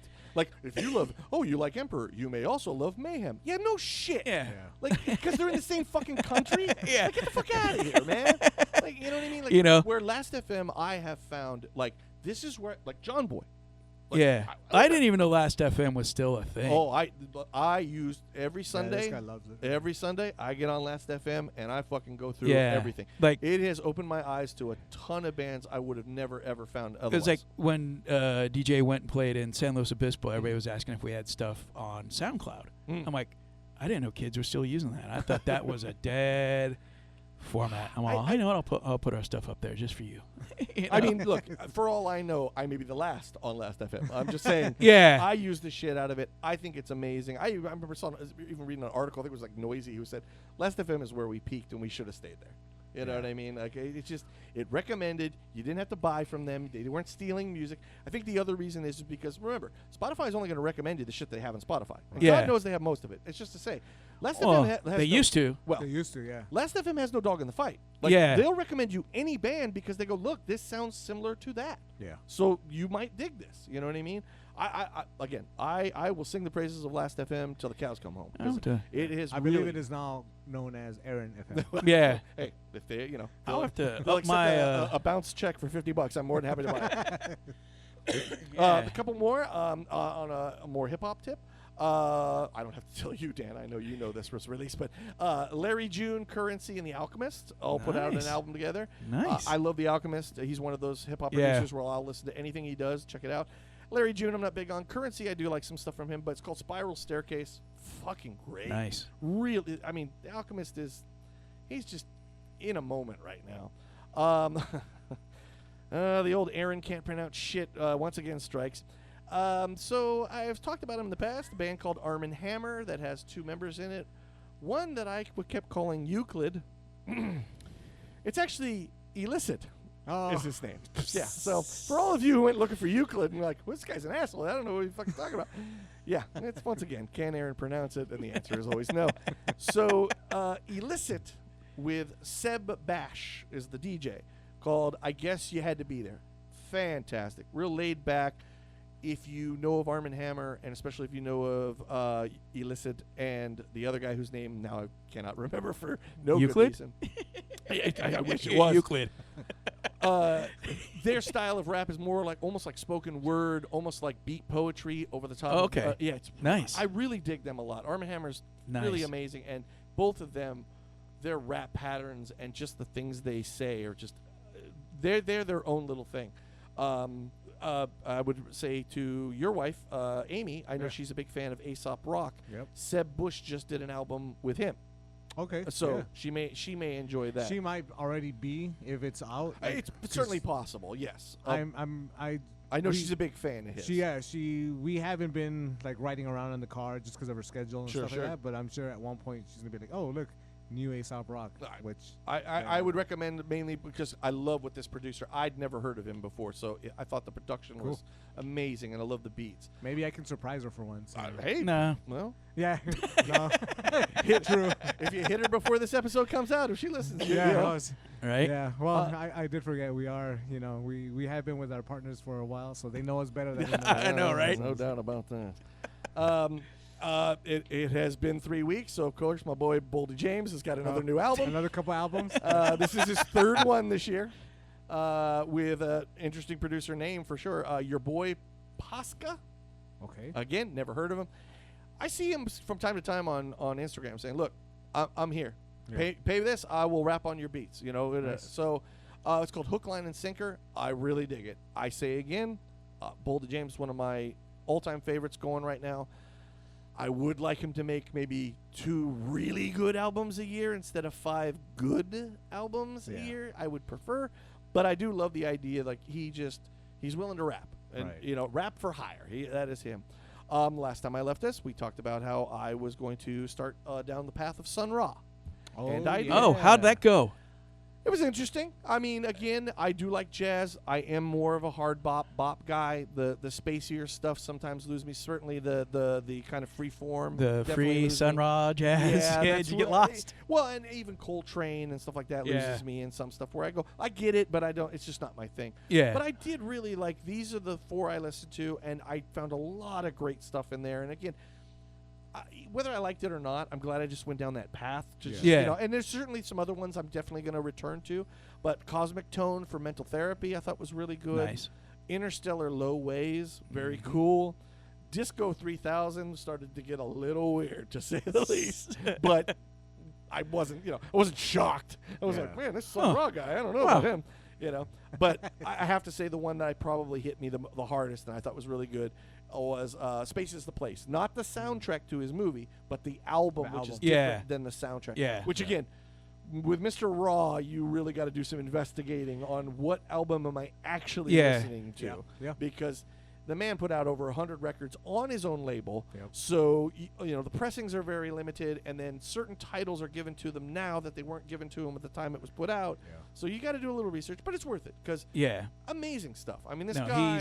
he's a definitely one-of-a-kind. one of those guys where you just got to check it out, just so you can say, Right. all right, I got it, and it's at least a little bit is in it in you. Oh, I don't know how it can't. Yeah. Like, you're not going to go like, boring. You know, You're like, as- Right. if Yeah. you love music, Yeah. you don't have to love what he's doing, but you just amen. got to hear it. Amen. You know. And an That's- appreciation for somebody willing, when you go through his catalog especially, Yeah. you're going all the way from what typical people would think is jazz Yeah. into the bop, the hard bop. Now you're getting freeform jazz. Now you're getting the space age jazz. All this stuff with spoken words. Some people singing over it. Some people chanting over it. Like, I just love the chances he took.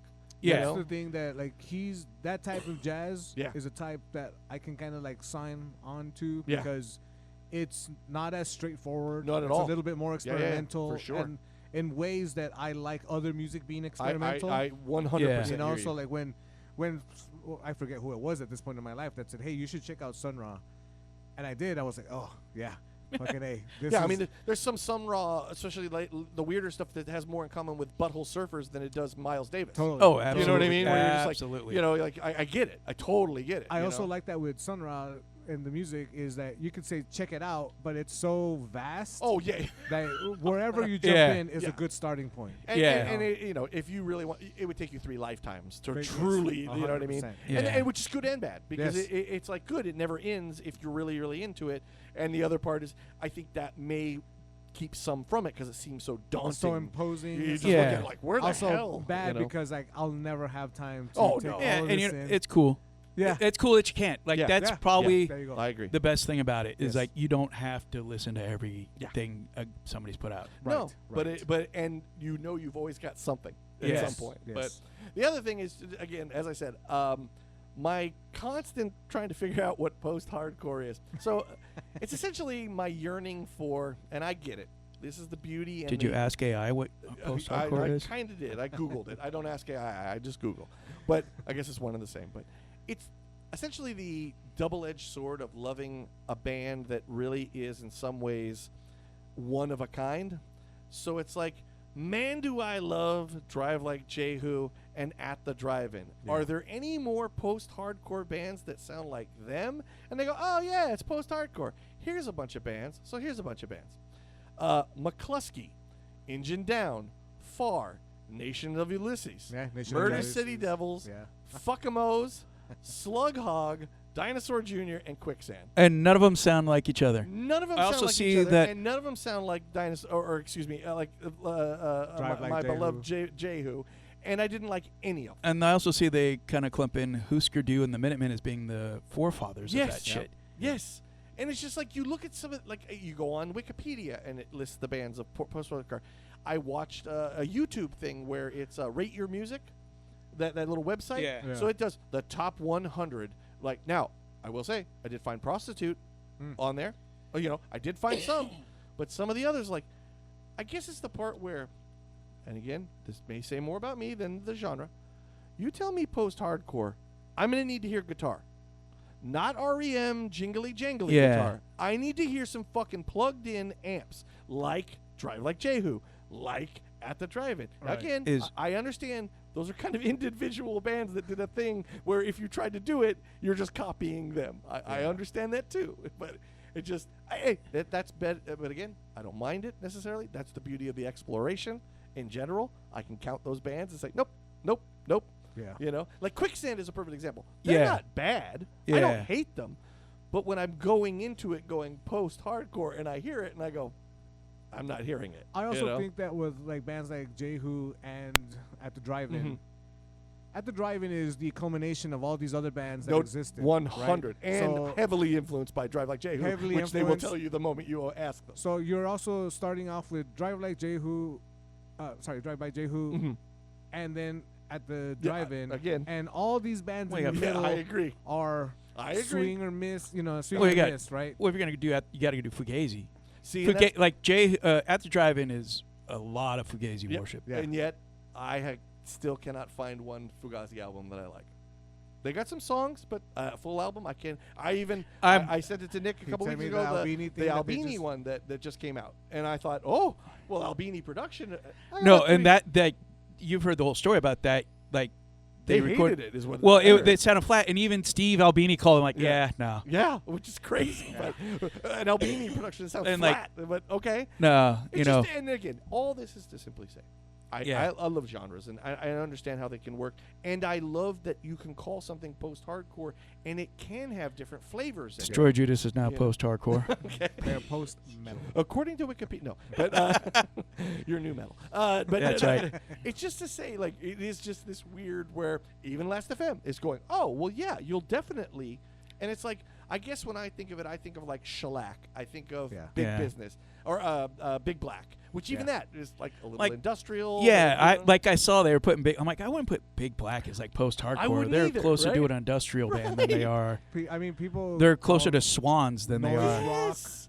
Yeah. Well, You that's, know? well, here's one, and you guys probably know. This was news to me. Pig fuck. yeah, yeah. As a genre, like, okay, what the fuck are we? And then I read, okay, some asshole reviewer who didn't like what essentially Big Black and Yeah. bands like that were Oh, doing yeah. called it pig fuck, and then they all went, yeah, that's what we That's play. what we Pig do fuck. now. So now you have these sites like Rate Your Music telling you the genre of the band, and it puts pig fuck in it, and you're Wow. like, really?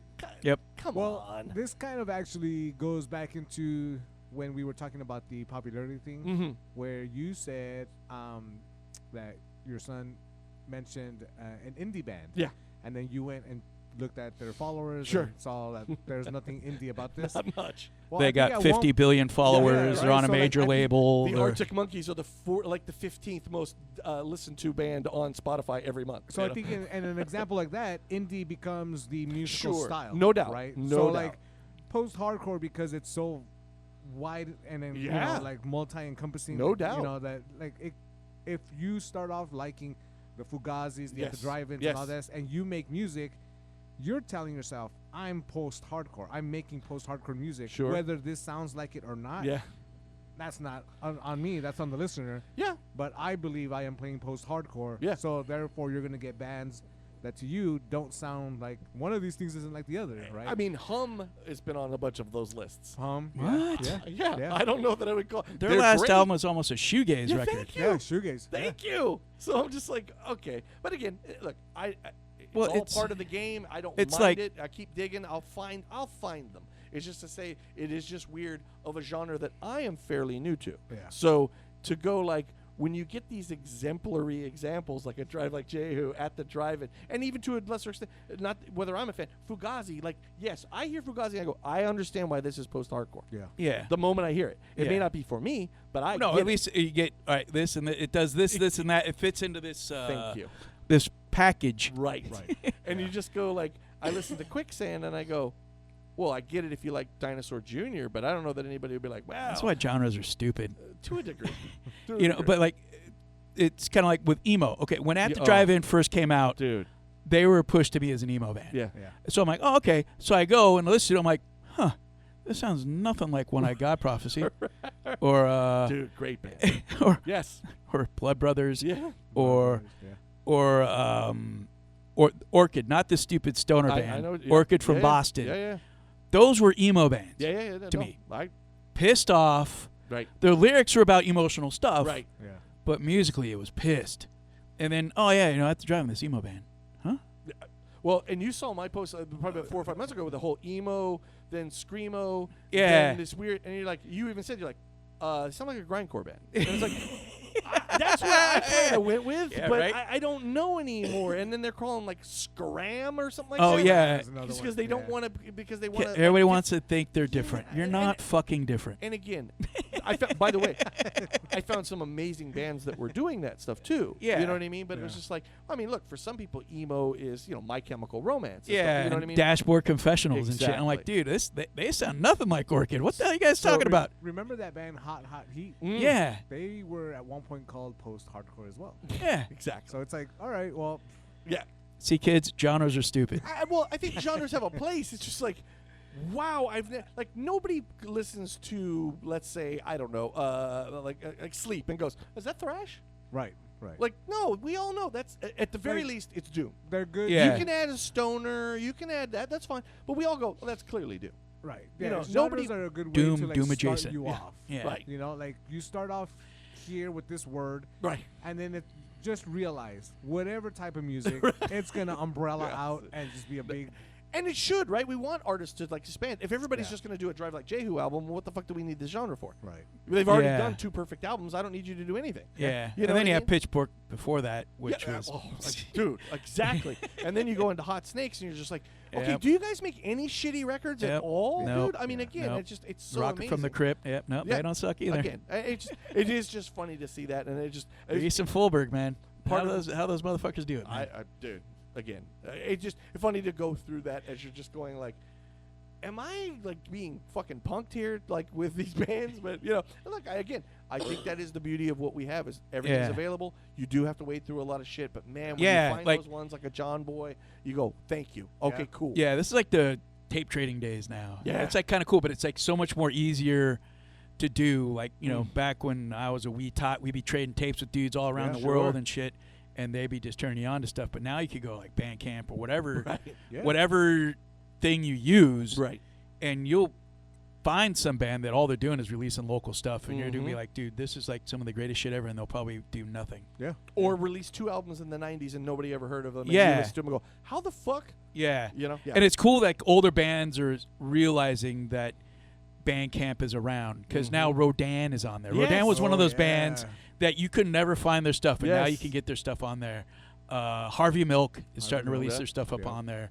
You know, and a lot of people just know that last record they Right. did as a band. Right. I'm like, no, they were around for a good 15 years before that, guys. Right. You know, and there's all these bands out there that are like, you know, old bands finally like, hey, you know, if I put, you know, we own the demos and stuff, let's just put them up there. Let the kids hear it. Like Dystopia and another band called Mind Rot, who Yeah. have a demo that they put out on FOAD Records. that you can Yeah, buy. you know.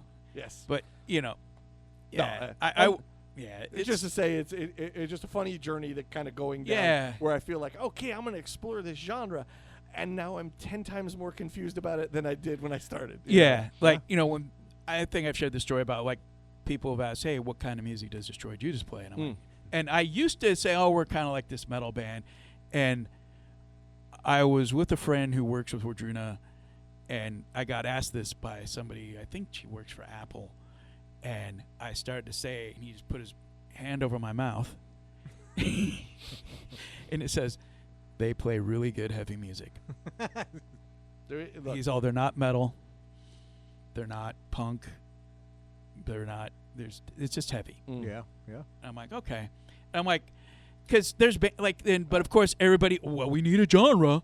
Right. I'm like, it's just heavy. That's heavy. yeah, no. Can't heavy just be a genre? Heavy There's- is. I mean, there are heavy bands. There are heavy. It's like distinctions. Swans is heavy. Swans and they're is not a- heavy. they're Yeah. not a metal band. No, and they're not a metal band. 100%. And I mean, yeah, we're metal because we have distorted guitars. Sure. I mean, we're metal adjacent. I would say. Though we will never be on what's that? MA. Yeah. Yeah, Metal the Archives. Metal Archives, because we're not a metal band. Yeah. Well. Eyes of Fire got taken off because apparently we're not a metal band. Well. Mind Rot Uh, is still up there. Yeah, I don't know how. I'm trying. If to get anybody Mind knows Rot. any of those Metal Archive guys, can you please get Mind Rot off of They're there? coming for you. Don't worry. Please get Mind Rot off of there. No, it's Dystopia is on there. Oh well. All right. Well. well, and I mean, again, being this- sludge I metal. think there was a couple years ago. I think we were having this online Yeah, no, conversation it's, about and that. it's Yeah. very interesting to say the least. It just, like I said, it is this funny musical journey that you can take where you're Is just this like, a segue into gatekeeping? We need to hear what Nicholas was listening to. Well, yeah, no, that was Oh. and that was it. So, what? How about yourself, there, Nick? Not too much stuff, honestly. All right. Neurosis we kind of touched on. You can touch on some more if you'd like. All Touch right, it all well, day. In fact. I'll touch some more stuff. I did find a band called Institute from Texas. I've heard they've been floating around. They're in my peripheral. Like anarcho punk, Yeah. modern production, pretty good. Like Okay. kind of dark themed anarcho punk, which I fucking love. Yeah. Anyway, just the feel of the music is very. The music is very nostalgic. The vocals are more modern, you can tell, but it's good. Right on. They put out a self-titled single. There's 2 songs on it, but those 2 songs are really, really good. And I think they just played LA recently, so I Okay. kind of kicked myself for missing that. I found a black metal band that, black and death metal band Okay. called Whore of Bethlehem. Okay. The Horror, album- like yeah, like Okay. like horror, yeah. I thought it was horror of. I wish it were horror, but that would have been cooler. The album is Upon Judas's Throne, and you This is can a Christian metal band.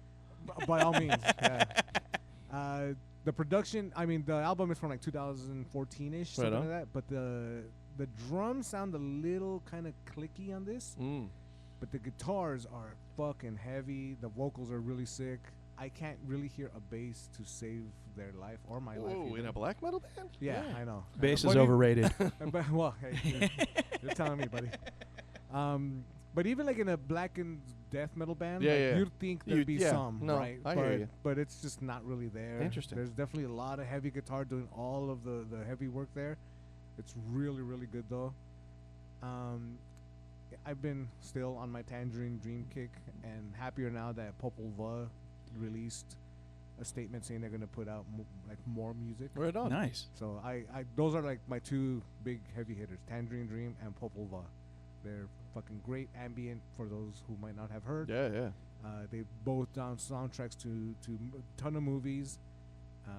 but if you want like an easy way to introduce yourself to Popol Vuh, the 1970s Nosferatu movie is completely composed by them, and it's fucking badass. It's just great, start to finish. And then the last thing that I think I've been listening to has been Conor Oberst and the Mystic Valley Band. Oh, okay. Wife's back in town, apparently. She's back. Yeah, she's back from her trip. Yeah. I do enjoy a bunch of his stuff. Mystic Valley Band is cool. That one and his other project, Desaparecidos, have like a lot of really good songs. Right on. Not as, in my opinion, as whiny as early Conor Oberst can get. Careful now. I know. Believe me, Yeah, I know. you're gonna hear about it when she hears I this. hope the podcast stops recording. We're having technical difficulties. But they do have an album called like The People's Key, which it has a lot of conspiratorial themes in it, and some of the segues in between songs have a guy who you listen to and you're just like, oh, that dude's out of his rocker. But it's cool, like the way I think Conor Oberst is one of like the greatest lyricists out there. Right on.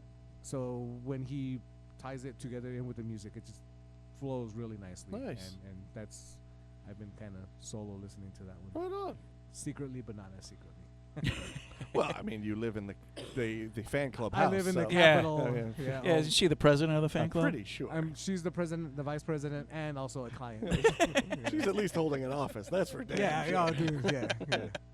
She doesn't know it yet, though. But Yeah. 'cause once she figures it out. Her name is on the door. Right? Yeah. Right on. What have you been watching? Mr. Dan? Kaufman. Oh, I told you I said I'm gonna do some homework before I come in, Yeah. and I watched the Night's War. I think that's what it was called. All right. It's It's on Prime? I think so. Prime, yeah. It's not the worst movie I've ever seen. Okay. That's actually on the poster. Yeah. Not the worst movie I've seen. Dan Kaufman. It's kind of amazing. The 3 people in the movie wrote and directed the whole thing. Oh, interesting. And yeah, but it's kind of, I thought it was like the Odyssey, Okay. Homer's, but there's at one point in the movie I thought I was watching Groundhog's Day, Hell yeah. but then somebody said no, it's kind of like Dark Souls, the video game Dark Souls. Oh, yeah. Because there's a part in the movie, like basically what it is, this knight goes down to like hell or whatever it is in the Okay. movie, and has to save the supposed prophecy martyr, this goddess girl, whatever. Okay. And there's one of these demons they have to fight, where every time they have these necklaces that let them be like, if they get killed, they get, they regenerate and they come back. Oh, interesting. And they're fighting these 2 evil demons, and they keep getting killed, and it's just like over and over again. I'm like, what is this, fucking Groundhog's Day? It's like the same thing over and over again. Smacking the TV. But then, being the wise knight that he is, he figures stuff out, and then they go on to the next one, and the next one, and the next one, and you're trying to figure out, is this lady good or evil or whatever. But it was okay. It's, if you got an hour and a half to kill, Again, glowing review. it's but it's like, okay, this is the Odyssey kind of in a Okay. weird. This It's is a a take. newer movie? Yeah, I think it came out last year. Okay. If it's the one I believe I've seen the Knight's is that he- War. He's holding the sword, wearing the Yeah. armor, and yeah, okay, I've seen All that. right. Yeah, and it looks like it's shot on an iPhone, Oh, all right. and but it's low budget. I'm not, Yeah. but it's still, it's cool. It's all right. Right on. Do you I watched that. remember there used to be that video game that cost like $1 to play, but you die right away? And it, Dungeons Oh, Dragon's Lair. Dragon's Lair. That's Yep, it. Dragon's That's Lair. what that reminded me of. Yeah, Now. Dragon's Lair. Yeah, kind of. Yeah, Okay. kind You're of. And playing then a cartoon. and then I'm rewatching Schitt's Creek. Oh, Oh, hell Yeah, because I never finished it. I got like a couple seasons in, and then just I never started it. I've heard nothing but great things. real. Oh, It's It's based on Zaster songs. yeah, exactly. It's It was like inside baseball. it's great because you could tell a family got together to write this show, Yeah. and it's funny as It's fuck. Dan Plus Levy, the right? talent is Yeah, the talent level in that is insane. And it's like crazy how it started out on Canadian television and Right, just yeah. kind of showed up on like Hulu or something Yeah. like that and just blew up here in the U.S. I mean, That's Dan Levy and Eugene Levy. Yeah, and Catherine O'Hara. Catherine O'Hara and the girl that's the waitress in the cafe, That's Eugene Levy's daughter. Oh, Oh, shit. okay. Yeah.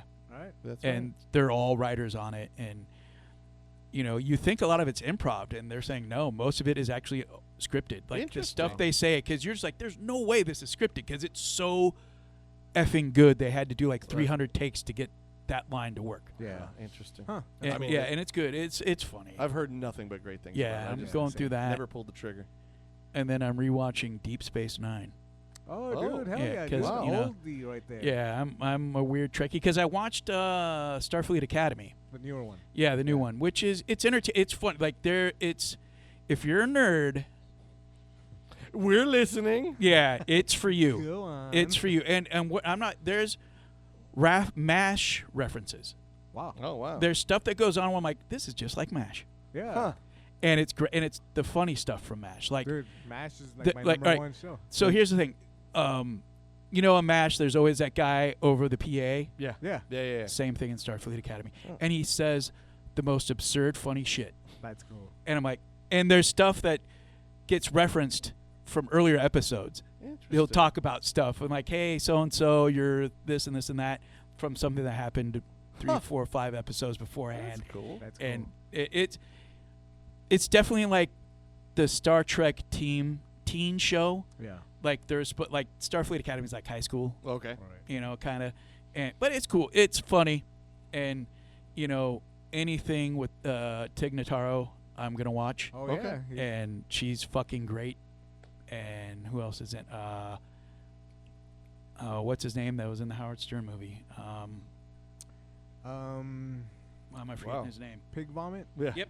Oh, okay. Yeah. I know him. what you're talking about. Paul Paul, Giamatti. Paul Giamatti, Giamatti's in it. yeah. I mean, And he plays a great I villain. said it first. Yeah.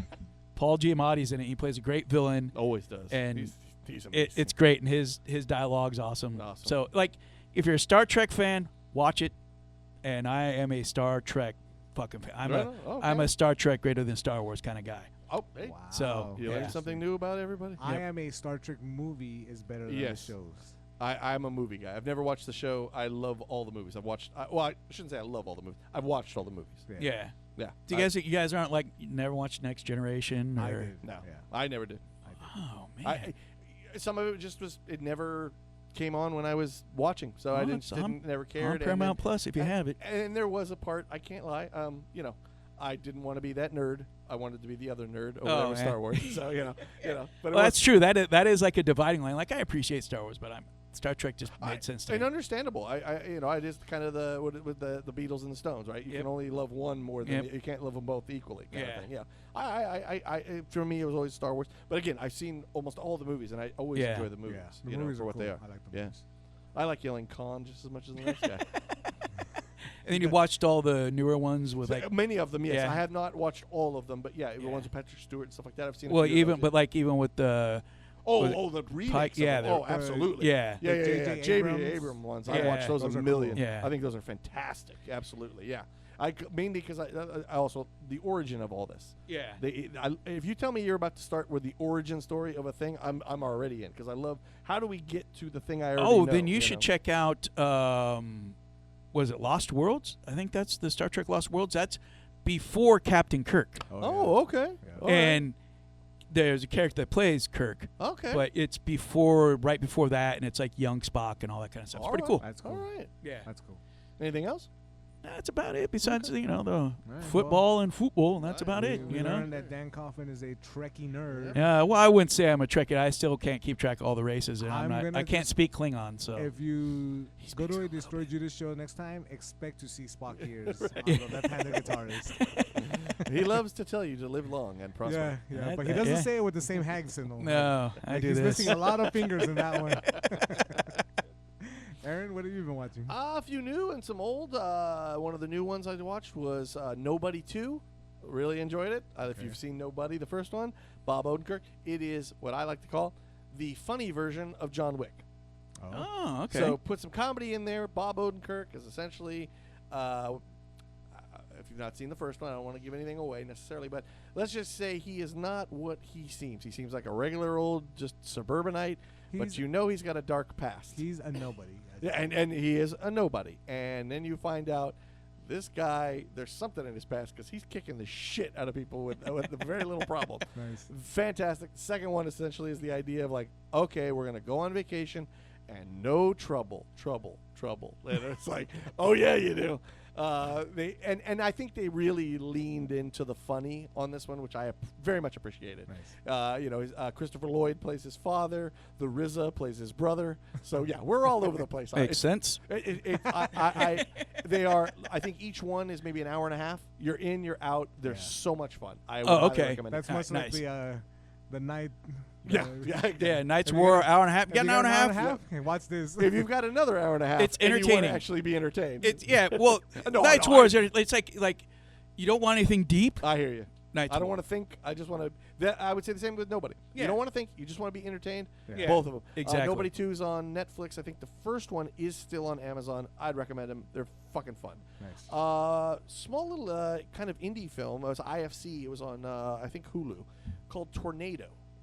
Essentially mixing samurai western. So Tim Roth plays the leader of kind of like they're robbers and so where we are I'm not quite sure. You know what I mean, country wise.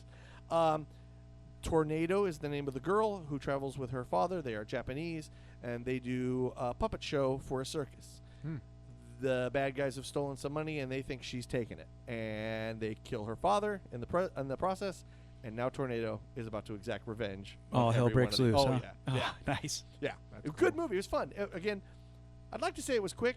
It actually wasn't. Once it got going, it did. But there were moments where we're like, you sure this movie's only an hour and a half? Because, but fun to watch. And Tim Roth is in it. The guy who played the Hound, Rory something or other, he's in it. Oh, that's nice. cool. Yeah. And a very cool movie. And it definitely has that IFC indie feel. You get 3 set pieces. That's about it. And, Yeah. we're only in the same spot all the time, pretty much. You're like, yeah, I think, we got about $100 in the old budget here, but it was fun. Again, I really did enjoy it. Another one that was on Hulu, I had higher hopes for. Turned out it was okay, but it's fun to watch.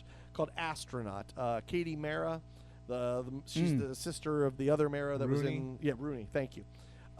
Which, if people don't know, they are actually the daughters of the reason she's called Rooney Mara. It's not her real first name. Is their parents are the Rooneys who own Rooney's the on the Steelers, on the Steelers. and the Maras who own the Giants. No And they are shit. oh shit, Yep. yeah. Yeah. Yeah. So Kate Mara, she plays an astronaut that comes back from Earth. Only when they find her what do you call it? Like face shield is broken. She's got some bruising and some weird shit going on, and they don't understand why and how is this happening. That's cool. They put her in a little house where her father, Lawrence Fishburne, is the head of like essentially the Pentagon, and she's going to stay there and kind of like we're going to get you acclimated. And weird shit starts happening in the house, and she's pretty sure there's an alien outside. That sounds cool. It does. The ending was a little. I'm but gonna check that one. I would. I'm gonna check again, that one on Tornado. because Tornado. I think Great is very idea, much- bad and Kind of the execution was a Bad little. execution. Well, let's just put it this way. Like somebody did say, I saw it on whatever that film thing that everybody gets on now, including myself, Letterboxd. At one point she literally puts a table, slides it in front of a sliding glass door because she wants to keep the person out. You're like, oops. I don't think that's gonna do that, but okay. maybe that's part of the alien not knowing that this is gonna. Well, not work. it may tie in when you get to the ending too. But Okay. again, I don't want to give anything away. They were fun watches. I wasn't Okay. upset about either one of them. I very much was worried, but I have very much been satisfied. The Scrubs reboot, I think it's Oh. fantastic. Everyone's Funny you saying it's mentioned pretty this. good. Okay, Please. Amy actually asked me to ask you about this, so I'm glad that you're talking I about have to say, Scrubs is probably, I would say, my top 3 shows of all time. I absolutely love Scrubs. this. And when I heard they were rebooting it, I definitely was like, "Oh no, I don't know if we can do this again. Yeah. Can we? Sometimes you just can't go home again, Sure. And I was definitely worried, but I was definitely knew I was going to watch it to check it out. So far, I believe they're up to 4 episodes. I find the same humor, yet they modernized it enough so that it doesn't feel like you're just reheating the same bullshit. Yeah. But it still feels like the same show. Okay. And you get the humor, you get the love, you get the sad and everything, and it's so great. the characters have changed enough that they're still compelling in a lot of ways. So yeah, I very much love it. I'm excited for it. Okay, cool. And I would be honest. If I honestly thought it was shit, I would tell you. I do think it's good. Yeah, because I know you like the show a lot. She likes the show a lot. Yes. She said she tried watching it, but that the potential cosmetic work that they've had done kind of takes her out a little bit. I mean, and again, look, Hollywood is Hollywood. They're course. gonna do these sort They're of gonna things. Hollywood. Yes, and I don't know how much of it. Also, like, I can't think of his name. What are you trying now. to say? They don't age? Yeah. I mean, Well, go ahead. No. She was saying age. Just don't do it unnaturally. Like, Yeah. don't look unnatural. I guess mean, in the blonde process. definitely has had some work done. I think I can't think of his name, but the black guy, he's just lost weight. Turk. He's still Yeah. physically like in shape, but he did lose some weight. You That's can what see she that. said. He looked thin. And definitely the other guy, JD. JD. I will say this: I'm sure they probably had some kind of work done in some way. Yeah. But I also know I was listening to their podcast for a long time during the COVID. They are also both like fitness nuts, especially Right. JD. Yeah. Like there were times where he was talking about his fitness regime and so on and so forth. So I think that has a lot to do with it too. But I understand. But like Yeah. I said, I think the show, for a thing to try to reboot, that's almost never successful when they do this. Yeah. I think they really did a fantastic. And kind of, I shouldn't have been too surprised considering everything that guy who created it touches becomes a giant fucking hit. Right. You know what I mean? But nonetheless, very excited for that. Nice. Two older movies, but I very much love them for lots of different reasons. 21 Bridges. I don't know if you've ever seen that. Chadwick Boseman. Huh. It's one of the last films he did before his untimely passing. Number one, this is a great movie because he says the title in it. So that way you already know it's a fucking great movie. Essentially, two guys go to rob what they think is supposed to be 30 kilos. Turns out to be 300 kilos. And Oh. the cops just conveniently show up at the right time. And they realize they're in some deeper shit. Yeah. Chadwick Boseman's character is the lead detective. He's also known for not so much shoot first and ask questions later, but he isn't afraid to kill somebody if he has to. Yeah. So really good. You're kind of going through the mystery with them. How is this going to go down? Again, not amazing in any way. No, but he's a great actor. Oh, he's great in it. Yeah. And the guy who played in Whiplash is in it. Oh man, I feel like an ass for forgetting his name. We did this one other episode where we couldn't remember his name either. We know him, black guy, mainly for his voice acting, but he was also in The Thing. He was also in. Yeah. He just got a star too. He was in The Thing. He was in. He's what's that? he's, The one with Roddy Piper. They fight. something about Mary's dad. Something about Mary's dad. Yes. Anyway. Fun watch. Essentially, 21 Bridges is he shuts down Manhattan, so all the bridges need to be shut down. They got 6 hours to find these guys. Good old action movie. You know what I mean? Yeah. And the other one I never tire of watching, and I think is a spectacularly amazing movie to watch. The Revenant. Oh, great yeah, that's movie. a great. Every fucking shot is just amazing, And I get it, everybody, I saw a comedian actually say this, if you bear with me real quick. He's like, everybody's like, oh man, Leo deserved it. Do you know what he went through for that movie? And it's like, wait, we're rewarding him for what he went through? And the guy goes, I don't think you know what I would do for $20 million. Yeah. He's like, oh, he lost 30 pounds. Fuck you. I'd get down to 30 pounds for $20 million, dude. Yeah. And I do feel like a little bit, not that he's bad in it. It's just to say, I don't think it's his best movie for what he did, but I do think it's one of his best movies. That director just murders that whole film. It's so amazing to see, and it's just one of my favorites. So every time it comes on any cable, That's a I good movie. immediately am going to watch it. And how about you, Nick? What have you been seeing? That was the last one. So mine were definitely influenced by recent news. Recently, there was an announcement that one Arnold Franklin Schwarzenegger was going to come back to the role of Conan the Barbarian. So that got me, normally I watch Conan the Barbarian 1982 twice a week anyway. This is not a lie. Twice a week it's being put on. Only twice? You're cutting down, I see. I am getting older. I am getting older in my days. But that got me thinking, maybe I should go back and see what it is I like about these older Sure, movies sure. so that when the new one comes out, I know exactly what I'm criticizing. Right on. So I watched 1982 Conan, Conan the Destroyer, Red Sonja, 2011 Conan. A couple of other movies that kind of influenced the genre. So Beastmaster 1 and Nice. 2. That's There a we good go. one. Fucking great movies. Dude. The first one by Oh. still, Oh, yeah. That's a Rip classic. Torn as the fucking main bad guy. Like, Yeah. And one of the scariest fucking creatures in any movie that we were watching Yes. at that age that we had no business seeing. If you What- go back and watch now, and they're the eagle thing that Yeah, they yeah, worship, yeah. you look at it now with 2026 eyes, and you're like, that looks a little sketchy. Yeah. because it looks a little bit like a certain World War II. Luckily, they can't get their arms up that high. Yeah, exactly. But fucking movie rules. Those monsters in the fucking sub chambers of Oh. the temples and everything. Yes. just fucking killer, right? Definitely some BDSM vibes going on there. that, Big time, big time. You look with back at now and with go, the main guy that he fights. Yeah. He's all decked out in leather. Yeah. His fucking Looks like the mask- Road Warrior, or not. What's the other one? Not Road Warriors. Who were the guys that wore the leather? Demolition. The Demolition Yeah. guys just showed Yep. up. Yeah. with wings and shit. Yes. Yeah, dude. Yes. So that fucking movie's awesome. Yeah. An older movie, actually older than Conan, called The Sword and the Sorcerer, Ah. which Yeah. is where that whole genre kind of gets its name. Right. Dragon Was it Dragon Slayer? Slayer, yes. Yeah. Ooh, Ooh, that movie man. is great. I haven't seen that in Yeah. years. Fucking great. So Now you got me wanting to watch Kroll. dude. That was another one that I Crawl. watched. Did you watch Hawk the Slayer? Hawk the Oh, Slayer, the dude. TV Yeah. show? Yeah, dude. Lady Hawk? There you yeah. go. I'm- Dude. I'm telling you, I got this shit on pat. So it got me thinking because Conan the Barbarian's, again, being rumored. Mhm. I have my opinions, which Sure. I will now state. I am Prepare thyself. Yeah, prepare thine buttocks. I'm very excited for this new movie. Yeah. Schwarzenegger's 80 years old, Mm. but Mm-hmm. I'm not a fan of the Mission Impossible movies. I think they have too much of the modern action tropes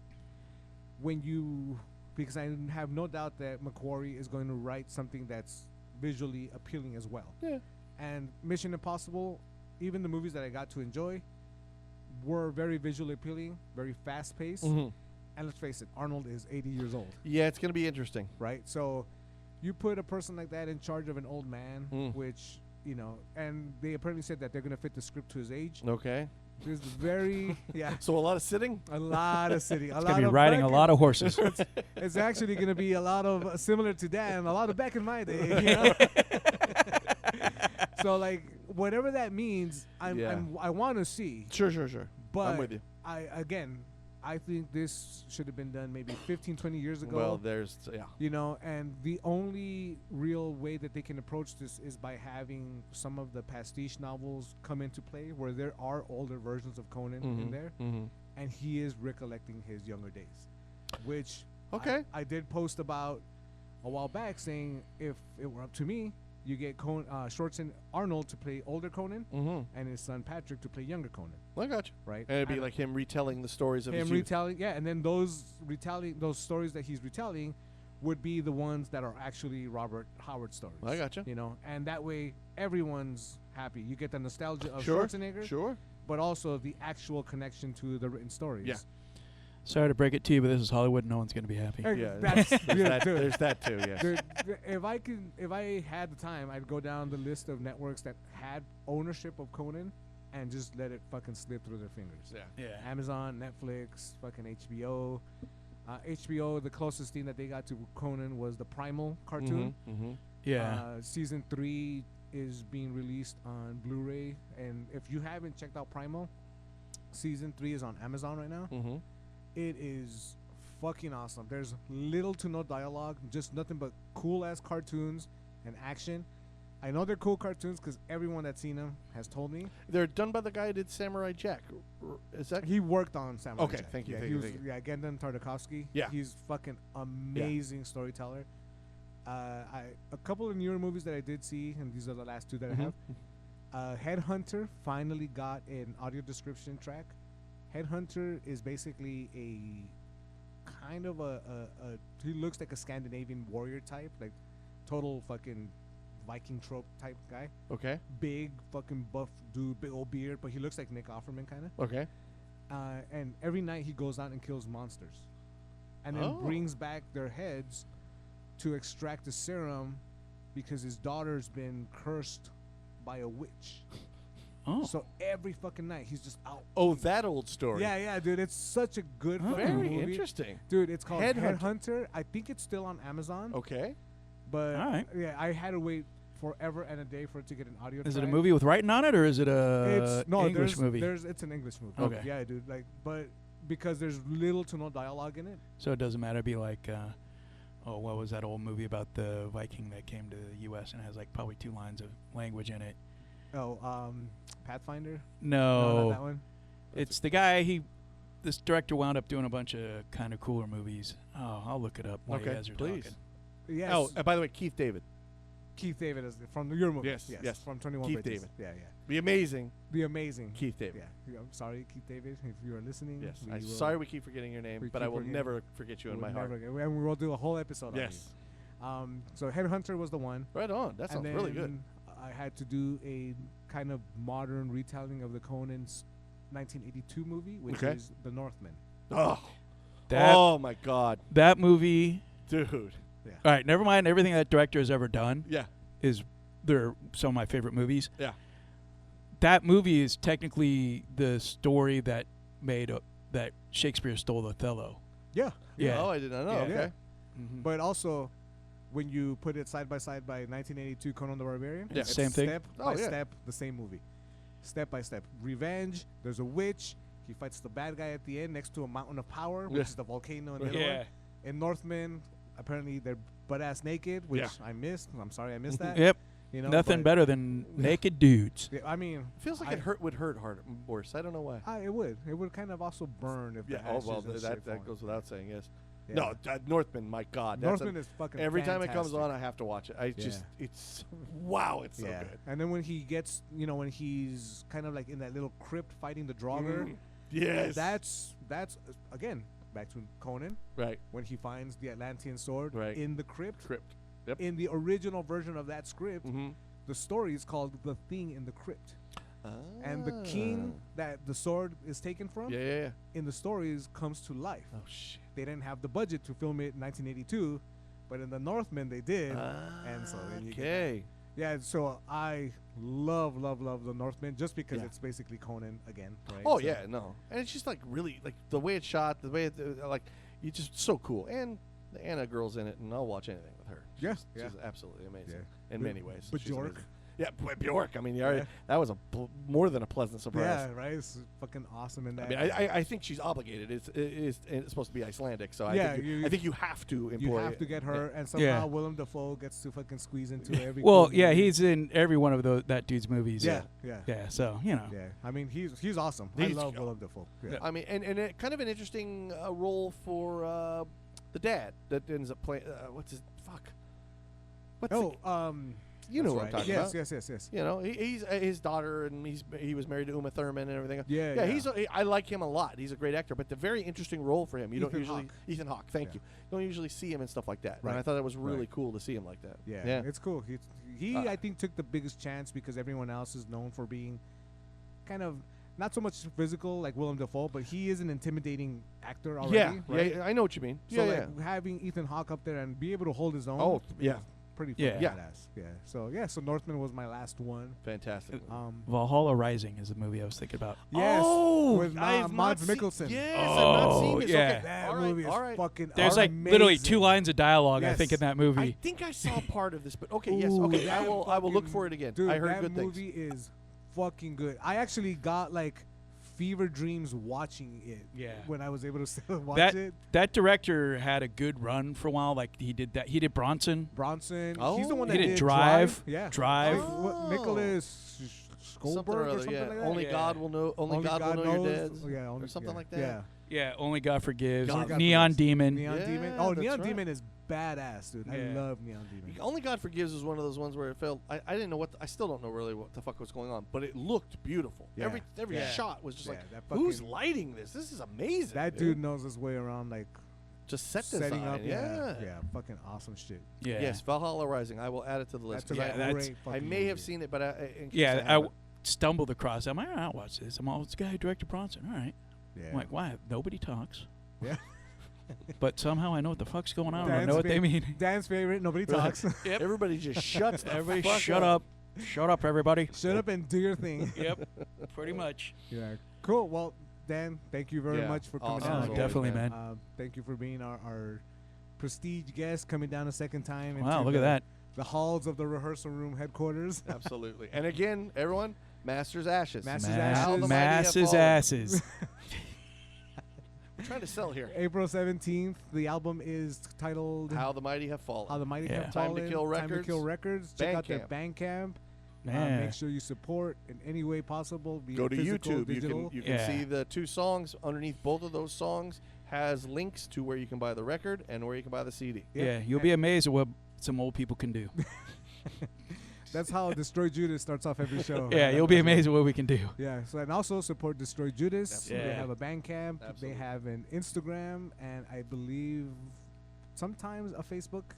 Well, yeah, it's you know what I've realized? Facebook, you don't get much traction. I don't know. Facebook and Instagram are owned by the same Yeah. idiot, company. I- Yeah. I- and yet we get a shit ton of traction on Instagram. But like, I'll post stuff on Facebook for the band, and And I think One the like. I think the oldies are starting to walk away, and the kiddies were never there anyway. right. yeah, and we don't TikToks, and They we don't don't, TikTok. and Which what is else a is shame there? for everyone, actually, because your Yeah. TikToks would be amazing. Like, it's a miracle we do Instagram because Instagram's a very photo thing, and I'm True. not a photo guy. Oh, here we go. I don't post a lot of photos I except got for a when my lot. gas is $6 a gallon, and then Well, I got a lot of pictures of you, so if you need yeah. Well, hey, I've got pictures hey, of that's your just gas. between you and me.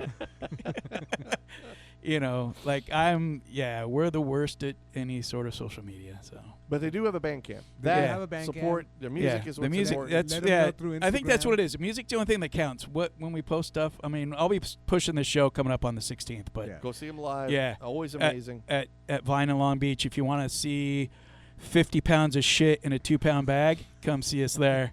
Again, it's on the poster. That's Yeah. what, he's just reading the poster. That But- is the poster. It's a 50. But we're pound playing with the 2 pound. homies, so it's gonna be fun, man. Yeah, that'd be It's cool. fun, and So- and hopefully Masters Ashes gets out there and plays a few shows for Fuck yeah. people, see how us old centenarians or octenarians, whatever we are. I can't wait for the walkers to come out on stage. That's Yeah. gonna be amazing. I almost how they came here get with out my cane, so it's been that kind of Hey, morning. You would have been the second person. I know. Well, you with a cane. yeah. I do have to add, my Christmas gift this past year from Amy was a cane with a sword in it. Oh, nice. No, that's nice, man. Nice. Next time I'm around you, I might take it because it is not probably even- Legal? Well, Yeah. I shouldn't even be talking about it. But anyways. That's awesome, man. Yeah, she. We can edit that out. Yeah, please. Yeah, I got a cane that's like it's from a tap. It's made out of from a tap root. Oh, very cool. So it's all, and it has All like gnarled and everything? yeah, all Yeah. gnarled, and it has like a carving of a dragon's head on it, and That's stuff cool. like that. Yeah, It's because he's a And- wizard. Yeah. exactly. I wish. I wish I had like a walking stick like that. That'd be kind of cool. Hell yeah. That would be cool. Yeah. Hey, well, somebody out there who Dave. makes walking sticks like that, There you go. Yeah, make one for Dan There and you one for me. yeah. And it's not because I can't see; it's because I can barely walk. So Yeah, he can barely walk. I can't see. So yeah, 2 peas in a pod. yeah, kinda. exactly. Twinsies.